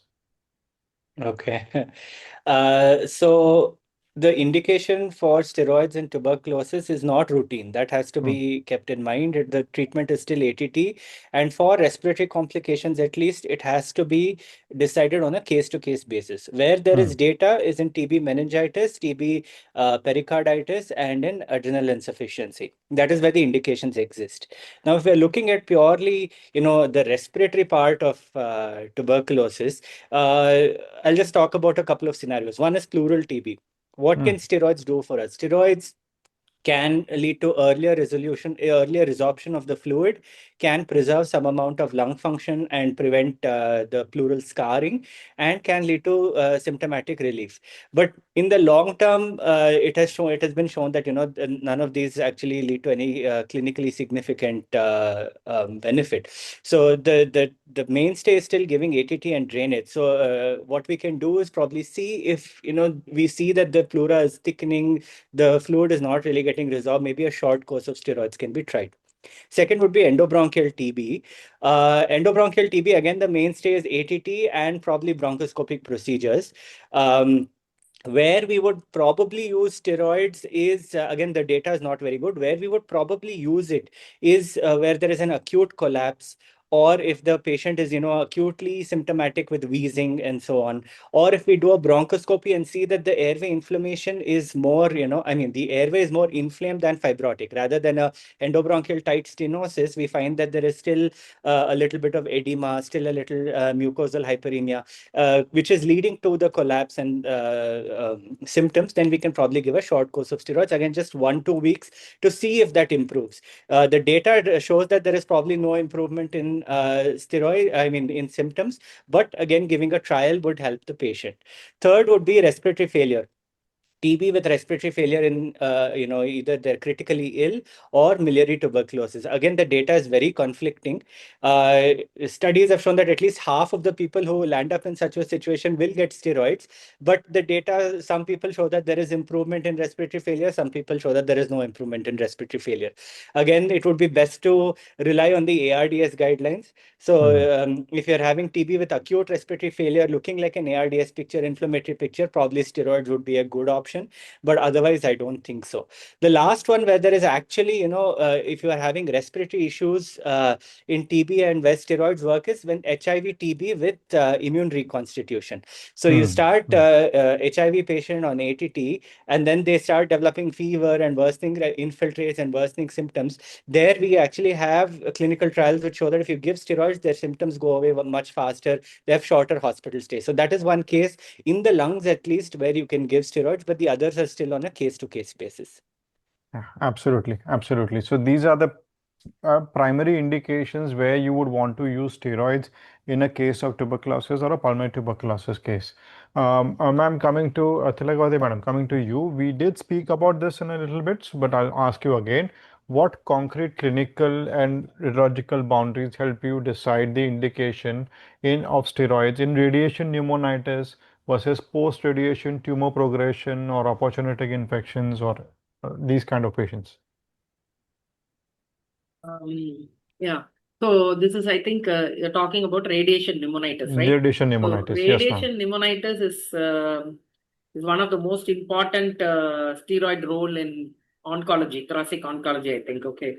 So giving steroids to a patient thinking that he has radiation pneumonitis, whereas he has some opportunistic infection or some tumor progression, is definitely detrimental and disastrous.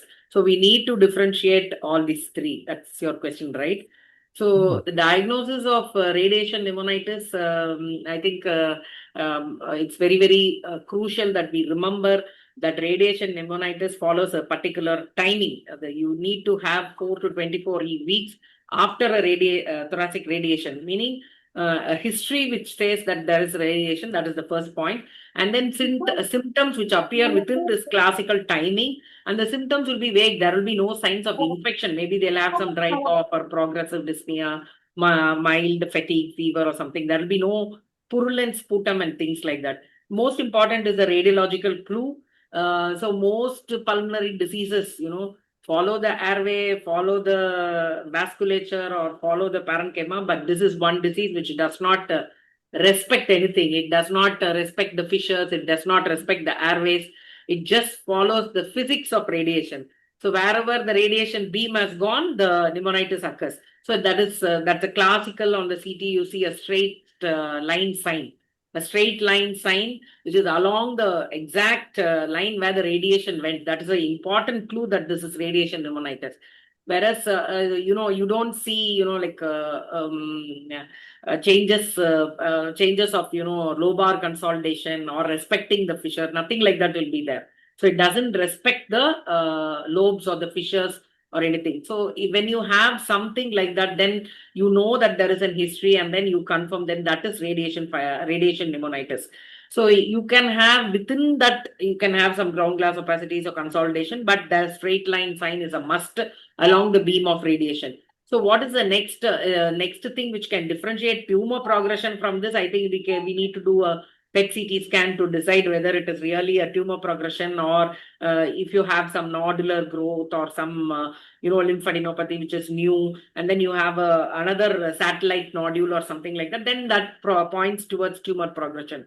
The other thing is opportunistic infection. I think that has its own caveat. We need to do a bronchoscopy, do a BAL sample, and then decide whether this patient is definitely having some opportunistic infection, where infective symptoms will be there, purulent sputum, fever, and then you will have elevated inflammatory markers like CRP, procalcitonin, neutrophilic leukocytosis, things like that will be definitely there for us to clear. So, and then you can have some new tuberculosis, cavitation, treen, but all the other infective components of a CT imaging will be there, where bronchoscopy will help you to, finalize what is there. So if you have a situation with fever, infiltrates and neutropenia and things like that, then I think you should go with infection. If you have some mass and satellite nodules and things like that, you go with tumor progression. And then if you have a straight line sign, nothing else except along the radiation, and typically radiation pneumonitis with a clear indication that there was radiation before, then I think that helps you to say this is only radiation pneumonitis. And we should always remember radiation pneumonitis is a diagnosis of exclusion. You need to rule out all the infections, rule out everything, and then finally only you can arrive at the diagnosis. Yeah, so it is only in these patients where you might want to use steroids. As ma'am rightfully put, you have to take a painfully long history and investigation chart before you want to give steroids in radiation pneumonitis. Dr. Dinesh, coming to you, we spoke about a lot of things about when to use steroid. How will you modify it if you have a patient of diabetes, an obese patient who doesn't want to gain weight, osteoporosis, a patient with recurrent UTIs, for example? How would you modify your therapy of steroid in such patients? It's simple. I mean, shortest effective course, if at all it is really warranted. Otherwise, we have a lot of other modalities like, ICS, LABAs and all that. We'll have to introduce that and of course teach them personally. And if at all you're using it, for example, in diabetes, it should be a shortest effective course. And tapering when evidence supports an abrupt cessation, especially in COPD patients, if at all it's required. Then aggressive glucose monitoring and steroid sparing alternatives like, the biologics, if at all they are affordable. The major question arises if at all they are affordable or non-affordable. So that becomes a problem, because if in diabetes also they'll be using a lot of other medications where they are definitely costly. Irrespective of where they are getting, they're still costly, because most of the households who usually develop this exacerbations or the ILDs, or they're all the lower socioeconomic status where they might not be even be able to afford it, and of course the aging population, which we are already, it's a concern there. And then anticipate insulin escalation rather than reacting to it, and to the hyperglycemia. In obesity again, we have to the same rule holds good here. Avoid prolonged use. And in osteoporosis, of course, short course, then vitamin D, calcium supplements with regular inspections, investigations, and steroid sparing agencies play a huge role, provided they are affordable. Not all patients are, but of course, you can still use the steroids, but be cautious and before you use it. Yeah. Yeah. So I mean, one place where one question also has popped up. I'm just adding to that question. Whether you use methylprednisolone, prednisolone, deflazacort in such patients. I mean, do you have a preference in diabetic patients? Can you prefer, like, it just depends on the patient to patient? See, all the steroids do definitely raise your glucose levels. I would definitely not prefer deflazacort in such in all the patients. Of course, methylprednisolone in the shortest course, I would definitely prefer the methylprednisolone. Perfect. Yeah. Same. So deflazacort I usually avoid because it's definitely going to raise your sugars, but it might not be as effective as your methylprednisolone, which I have definitely seen. Yeah, so it's a good diabetic patient. Good sugar control is important if you use deflazacort or you use methylprednisolone. And even as Dr. Dinesh said, even personally, I prefer giving methylprednisolone more than deflazacort, because if the effect is less, the side effects are going to be less. I think that is how deflazacort works. So monitor your sugars, and other things. Probably see whether you want to continue or not. Recurrent infections, osteoporosis, you might want to see whether the indication still exists, and if it exists, you have to manage the side effects that come along with it. Dr. Lovleen, this is a very common question, a very simple question on the face of it. A patient has on an inhaler. So how do you decide switching from a dry powder inhaler to a meter dose inhaler containing steroids if you want to prevent oral thrush or dysphonia? So the patient selection or the device selection is very important in our patients of COPD and asthma. A DPI is a very portable device. There is no hand-breath coordination is required, but it has some problems. It requires a certain amount of inspiratory flow, certain inspiratory effort from the patient, around 30 to 60, which may be difficult for very elderly patients or young patients. And that inspiratory flow is required to break up the drug particles from the carrier particles so that the drug can be released and inhaled. And when the inhaler drug strikes the back of the throat, it can lead to these side effects. If we are giving a DPI to a patient who is having low inspiratory flows, then the drug particles, the big drug particles, they can clump and they can just deposit on the back of the throat, and they can cause the problems of oral thrush or hoarseness or dysphonia. So switching to such patients, it's better to switch to a pressurized MDI with spacer. Spacer removes the need for a certain inspiratory flow, and it also decreases the velocity of the spray which is coming out of the device. So there is less impact on the back of the throat and more lung deposition is achieved. But the MDIs, they also have some problem, like the spacers are bulky devices. They are not very portable. Soft mist inhalers is another option which can be used, but soft mist inhalers, they have limited amount of medications which are available in soft mist inhaler forms. So that's one thing. So that's what I wanted to. Yeah. So if a patient is getting oral candidiasis due to your dry powder inhalers, consider shifting them to PMDIs with spacer. And obviously, it goes without saying, we have to make sure they are taking the inhalers properly, the technique Correct and technique. the Yeah. correct technique, and gargling the mouth and all those things come together. Last two questions, and then we go for the rapid fire audience question. Dr. Umar, this question is to you. A straightforward question and probably the most important question. If you could create a practical steroid checklist for pulmonologist, what would you put in it? And if you could tell me three important questions to ask before prescribing steroids.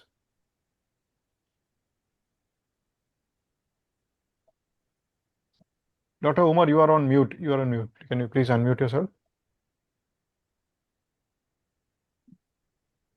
So before prescribing steroids, the pulmonologist should ask himself a few questions before prescribing. First is the target pathology is to be steroid responsive or resistant or harmful. If the pathology is steroid responsive, go for it. If the pathology is steroid resistant or harmful, don't go for it. Second is the status of the uncontrolled or unrecognized comorbidities, like we discussed earlier: diabetes, peptic ulcer disease, psychiatric illness, latent tuberculosis, cataract, osteoporosis. Rule out these things also. The third and most important thing is the anticipated duration of treatment, whether we want to give the steroid for a shorter duration for 3 to 7 days or longer duration for more than 40 days.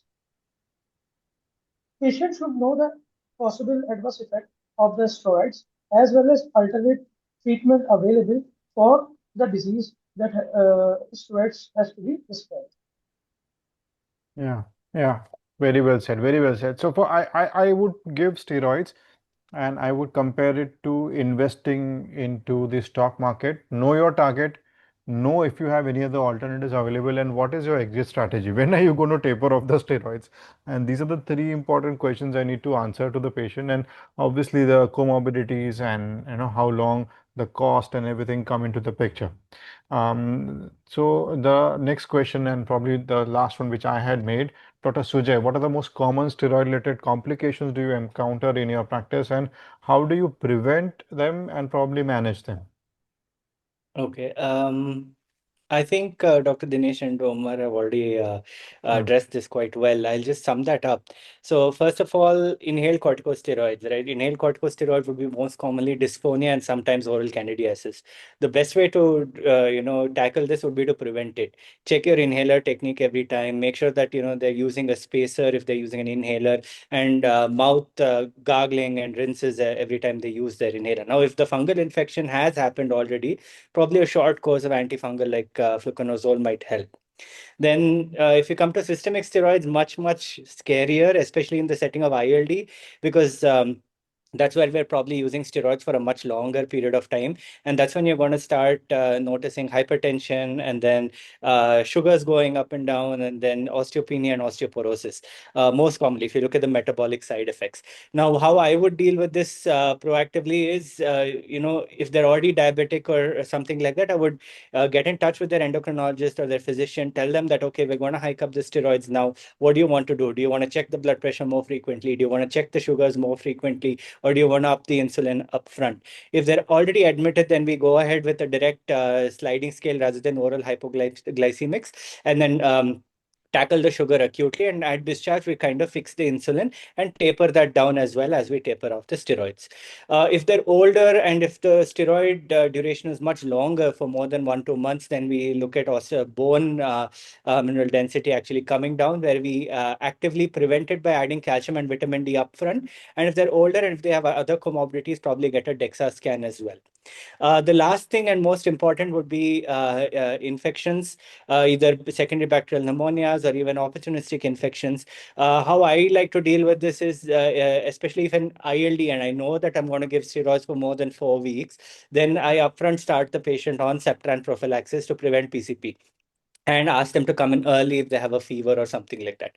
Apart from that, the most important things I think everyone else has stressed upon is, one is see if at every visit, if the patient continues to have an indication for steroid, and whether they still need that steroid, and make sure that at each visit you kind of tell them that this is why we're continuing the steroid and this is the duration we're actually going to look at. So even if the patient doesn't come back to you, he has a plan that okay, by this time the steroid should have been stopped, or should I continue, and things like that. Yeah, very well put. So, I mean, this is probably the end of the questions that I had in mind, and we have still 1987 people listening, and I think more than 200 questions, but I think we have covered most of them. So, I will try and see if something which we haven't covered, and probably anybody can pick them up, or probably I'll answer them if it's a show. So, first question by Dr. Raghu: how long steroids to be continued in steroid responsive ILD and IPF? I think probably if a steroid responsive ILD, cellular NSIP or ILD, I think we do continue it. Probably there is no endpoint unless it converts into a fibrotic ILD, where you probably need to add antifibrotics and taper off your steroids. I think, is there anybody else wants to add anything to this? And yeah, so Dr. Dheeraj, we spoke about role of steroid in pulmonary tuberculosis, pneumonia indications, we spoke steroid. Okay, what is the maximum Dr. Sanjeev was asked, what is the maximum duration for steroid which is safe to use? Anybody wants to take?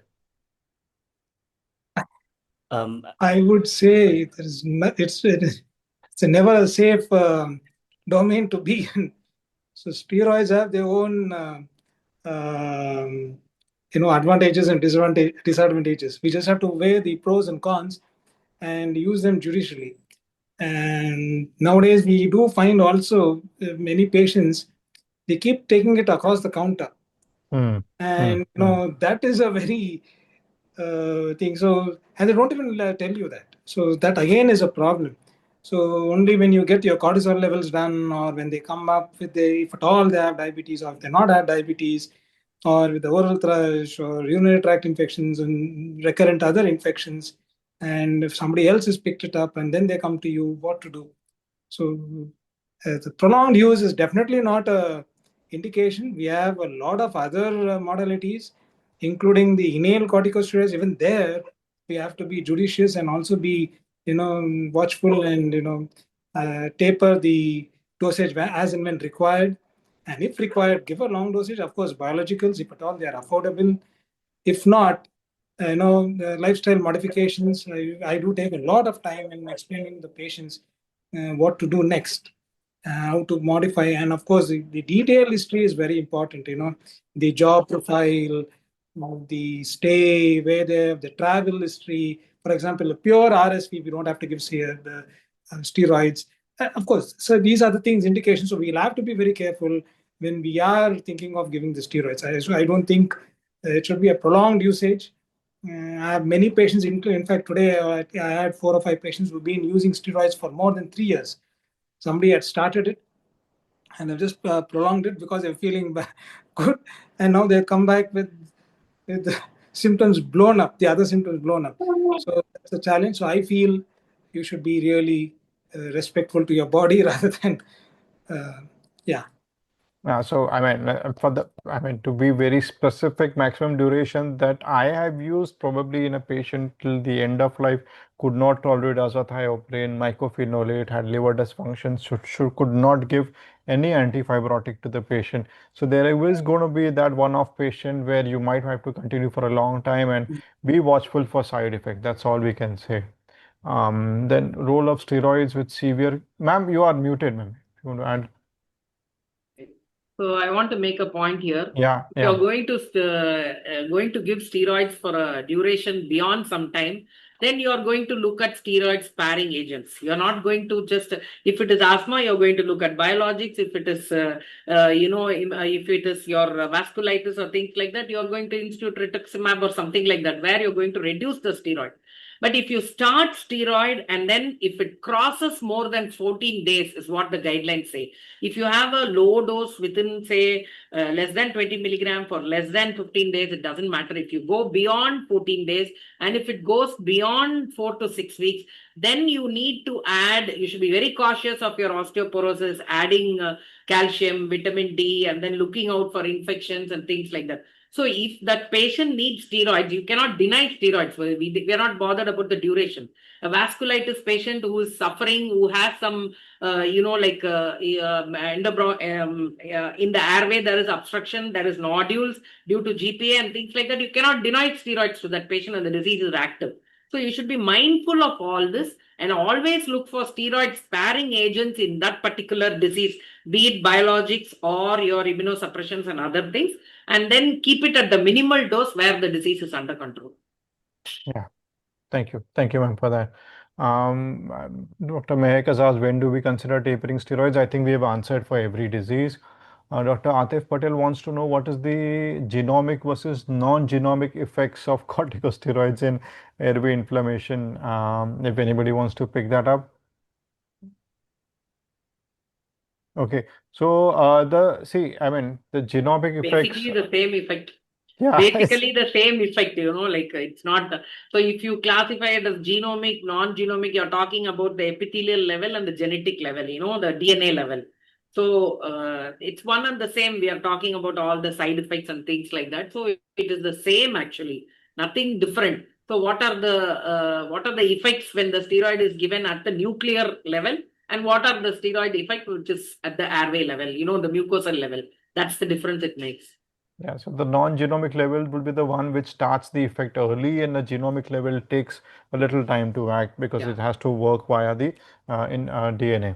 So probably that is what it is. Dr. Satya Ranjan wants to know methylprednisolone versus deflazacort. I think we covered it. Probably all of us do prefer methylprednisolone. So I will make a point here. Between Yeah. the three steroids, we need to be very clear about hydrocortisone, about methylprednisolone, and dexamethasone. Okay.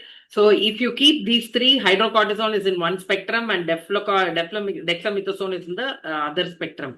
We should be mindful of how they act, what activity they are having. So if you take hydrocortisone, it has got 50-50 of glucocorticoid and mineralocorticoid. If you take fludrocortisone, it is 100% mineralocorticoid. But if you take glucocorticoid, it is in between. It has, it has a very potent anti-inflammatory action, 5 times more than hydrocortisone. But dexamethasone has 25 times higher than your hydrocortisone. So if you are looking at a disease where inflammation is the main problem and you need a potent anti-inflammatory, then go for methylprednisolone. So this surviving sepsis campaign, remember, they are talking about severe sepsis where there is vasopressors and things like that. So you need hydrocortisone. But as pulmonologist, I don't use so much of hydrocortisone. I look at methylprednisolone at a different angle because, I need a potent anti-inflammatory, somebody who's desaturating. Their interstitial edema is there. You need to get the oxygen through that system. Then you need a good potent anti-inflammatory. I'm not worried about a mineralocorticoid effect of the steroids.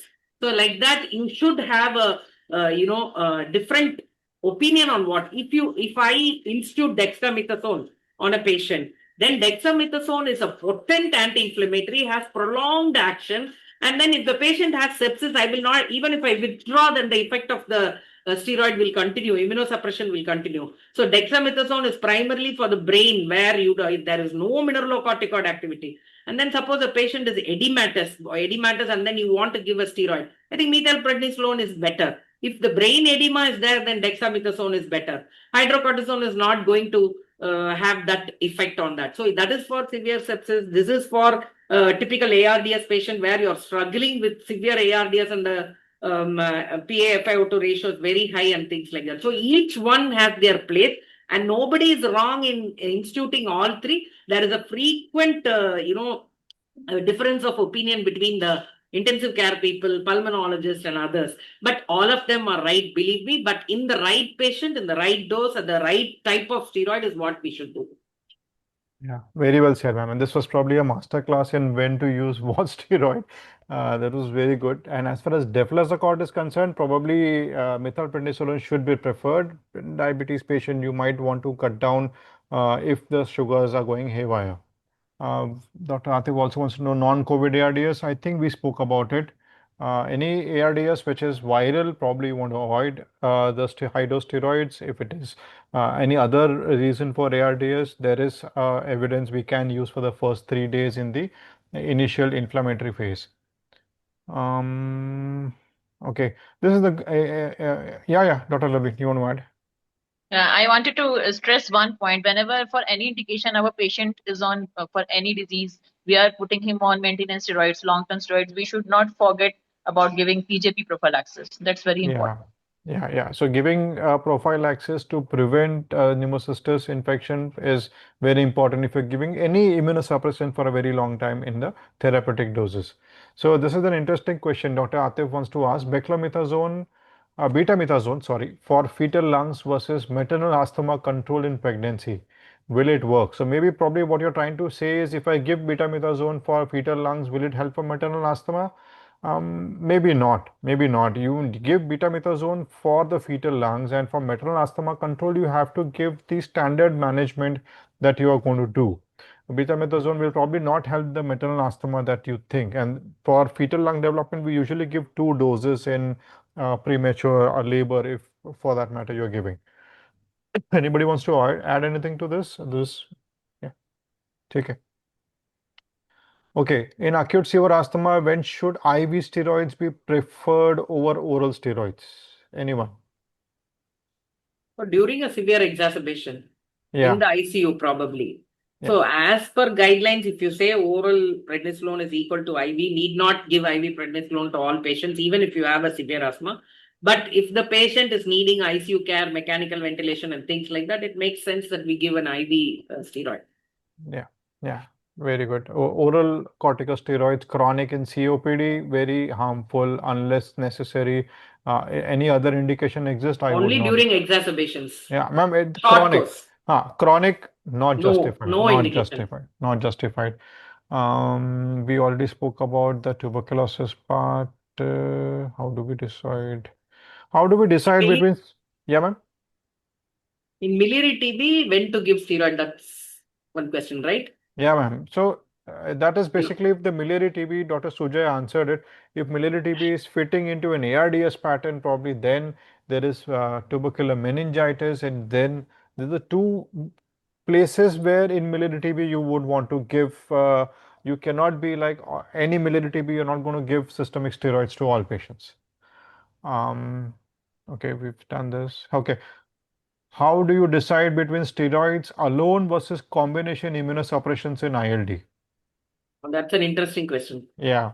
Yeah, so that's basically a very awesome question. Okay, whoever asked that. So when do you decide, do you give steroids and when do you give combination immunosuppression? So the first time you're seeing the patient is really sick in the ICU, acute, steroids, it works within hours. So remember, all your immunosuppression takes some days to work. Yeah, it might take hours, days. If you take rituximab and all, it takes 1 to 2 days. If you take cyclophosphamide, 2 to 3 days. So much, and weeks also sometimes. So steroid is one where it will act immediately. So I think steroids are used when you need an acute setting, you need immediate immunosuppression and things like that, and then slowly follow it up with a combination immunosuppression and reduce the dose of steroids. So it's not one over the other. It is starting with steroid. That is like induction phase or something like that. So you start with steroids, add some steroid sparing agents as you progress, and then reduce the dose of steroids. Yeah, yeah, yeah. So, very well said, ma'am. How does smoking affect steroid responsiveness? I think Dr. Lovleen did mention about it. And how can blood eosinophils guide steroid therapy? There are criteria, more than 300 in COPD patients. Why are steroids not recommended in IPF? There was probably a Panther trial which showed that there will be more damage. It's on fibrotic, primarily disease, and steroids are anti-inflammatory, so there is no theoretical rule also in such patients. This is good. When should adrenal suppression be suspected and evaluated? A patient who has been on prolonged steroid, when would you suspect and how? Yeah, Dr. Lovely, you want to answer that? So if we have been giving repeated short courses of oral steroids to our patients of asthma, we should be cautious. I mentioned the cumulative dose of steroids is very important. The lifetime exposure of 1 gram of prednisolone we should keep in mind. So if we have been using repeated courses of steroids, we should consider adrenal suppression. We should check for morning 8 a.m. cortisol levels if we are going towards that HPA excess suppression. Yeah, That's so my we if you're giving a prolonged systemic steroid course or repeated systemic steroid courses, that is where you need to keep a watch on your steroid levels in the body, and probably you may need to involve an endocrinologist if you do find there is suspected adrenal suppression, and you do need to continue steroids in such cases. Yeah. Okay.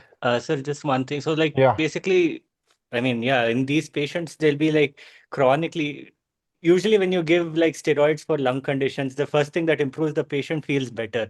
But here, if the patient is always continuously tired, the BP is, low, instead of the sugars going high, the patient is having hypoglycemia or electrolyte imbalances, recurrent vomiting, that is probably when you might want to think about this. And like you said, involve the endocrinologist and get that tested. So. Yeah, yeah. So don't be scared of calling in for help. Yeah. How should treatment response be? How should treatment response be assessed in pulmonary sarcoidosis? So pulmonary sarcoidosis, as I told you, in any pulmonary disease, we should remember there are 3 domains. One is the clinical domain, the next is the physiological domain, and the last one is the imaging or the structural domain. So as far as clinical domain is concerned, symptoms. So if your symptoms have subsided and things like that, and then physiological domain is in the form of lung function test. So either it be PFT, DLCO, and then imaging, you see resolution in images. I think we should take everything together and then decide whether this response is good or not. Yeah, yeah. So there was some discussion in one of the WhatsApp groups about PET scan and all. So any imaging, as ma'am said, imaging can be organ specific. You need to see the organs where you can use a PET, you can use a CT, or maybe you can use some other radiological modality. I think we are running short of time. I think there are too many questions still pending, and I'm sure we've answered most of them. Um, how would you manage steroid-induced hyperglycemia in a respiratory patient? I think as Dr. Sujay has already mentioned. Sujay, you want to add to that?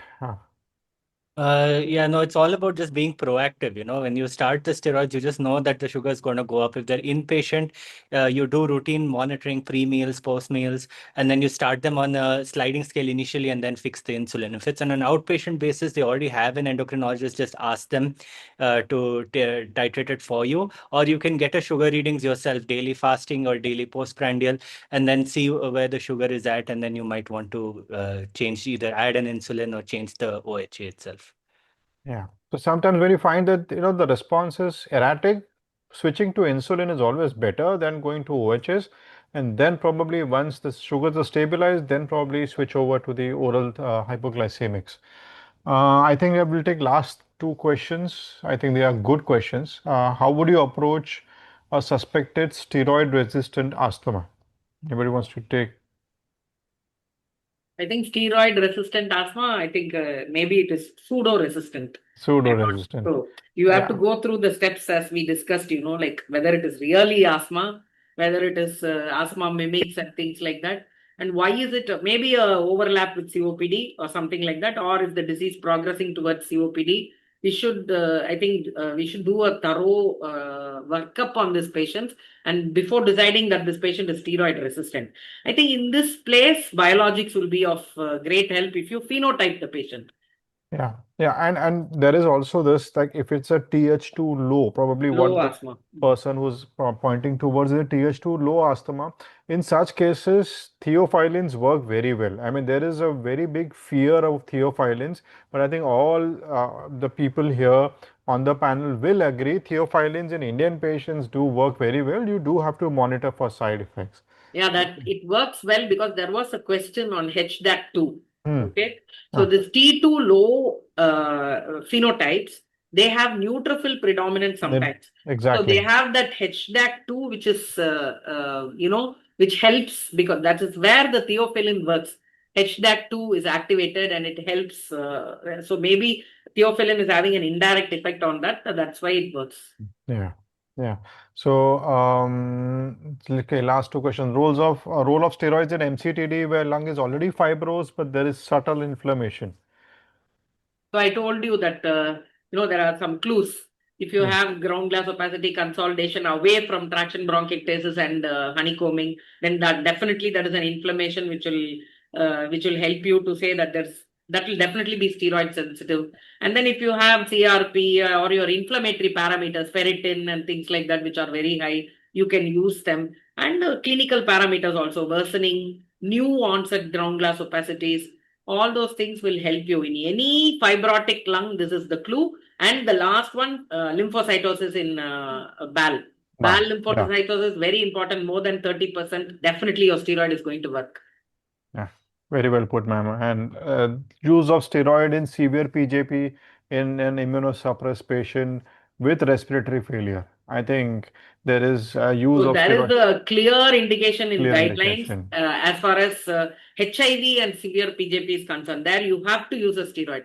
If it is a non-HIV patient, then only in respiratory failure you should take a individualized call phenotype and then give steroids. Yeah, so basically there your focus is reducing the inflammation. As ma'am has been stressing, it is an anti-inflammatory agent. Use it for inflammation. If you have a severe PJP patient with a respiratory failure in a non-HIV candidate, you have to think, I'm giving this for reducing the inflammation, and that should be the duration, that's it. And the last question, probably DPI or MDI, which is best? I think the patient decides. You don't decide that. I mean, there are going to be a lot of criteria. Patients prefer portability. Patients require inhaler. They don't like the powder. They don't like the cold freon effect. Too many things. So let the patient decide. You should be aware how to use. and explain it to the patient. So I think I think we have crossed our time allotted, and this has been a fantastic session and learning experience for at least me. I'm sure it has been for all the panelists. I would like to thank first the ICS committee, the Dr. Rakesh Chawla sir, Dr. Amita Nene ma'am, and our excellent speaker, Dr. Thilagawathy madam, Dr. Dinesh and Dr. Lovleen, Dr. Umar and Dr. Sujay for the excellent panel discussion. One last, you can have a parting comment from all of you, starting with you, ma'am. Thilagawathy madam. Yeah, I think steroids are game changers in pulmonology, and we use it very common. Use it for the right patient, at the right dose, for the right duration, and always have a look at the steroid sparing agents wherever needed in situations. Yeah, Dr. Dinesh. Ma'am, rightly put, be cautious, sparingly used, and look at the alternatives. There's no question about it. Yeah, Dr. Lovleen. Just take care of the cumulative oral steroid dose when we are giving repeated burst of oral steroids. Yes, yes, Dr. Umar. I agree with ma'am. Right dose, right duration. Dr. Sujay. Every time you see your patient, just ask, does this patient still need steroids or can I stop it? Exactly, exactly. So even though you might want to continue the disease, you have any other agent or anything which can be added. So thank you all. This is all from my side. We've taken most of the questions. I hope you've answered all your questions in the talk, in the panel discussion, and from the audience question poll. Thank you and take care. Good night. We'll see you in the next session. Thank you. Good night. Thank you. Thank you, Thank you. everyone. Thank you, you. everyone. Thank you.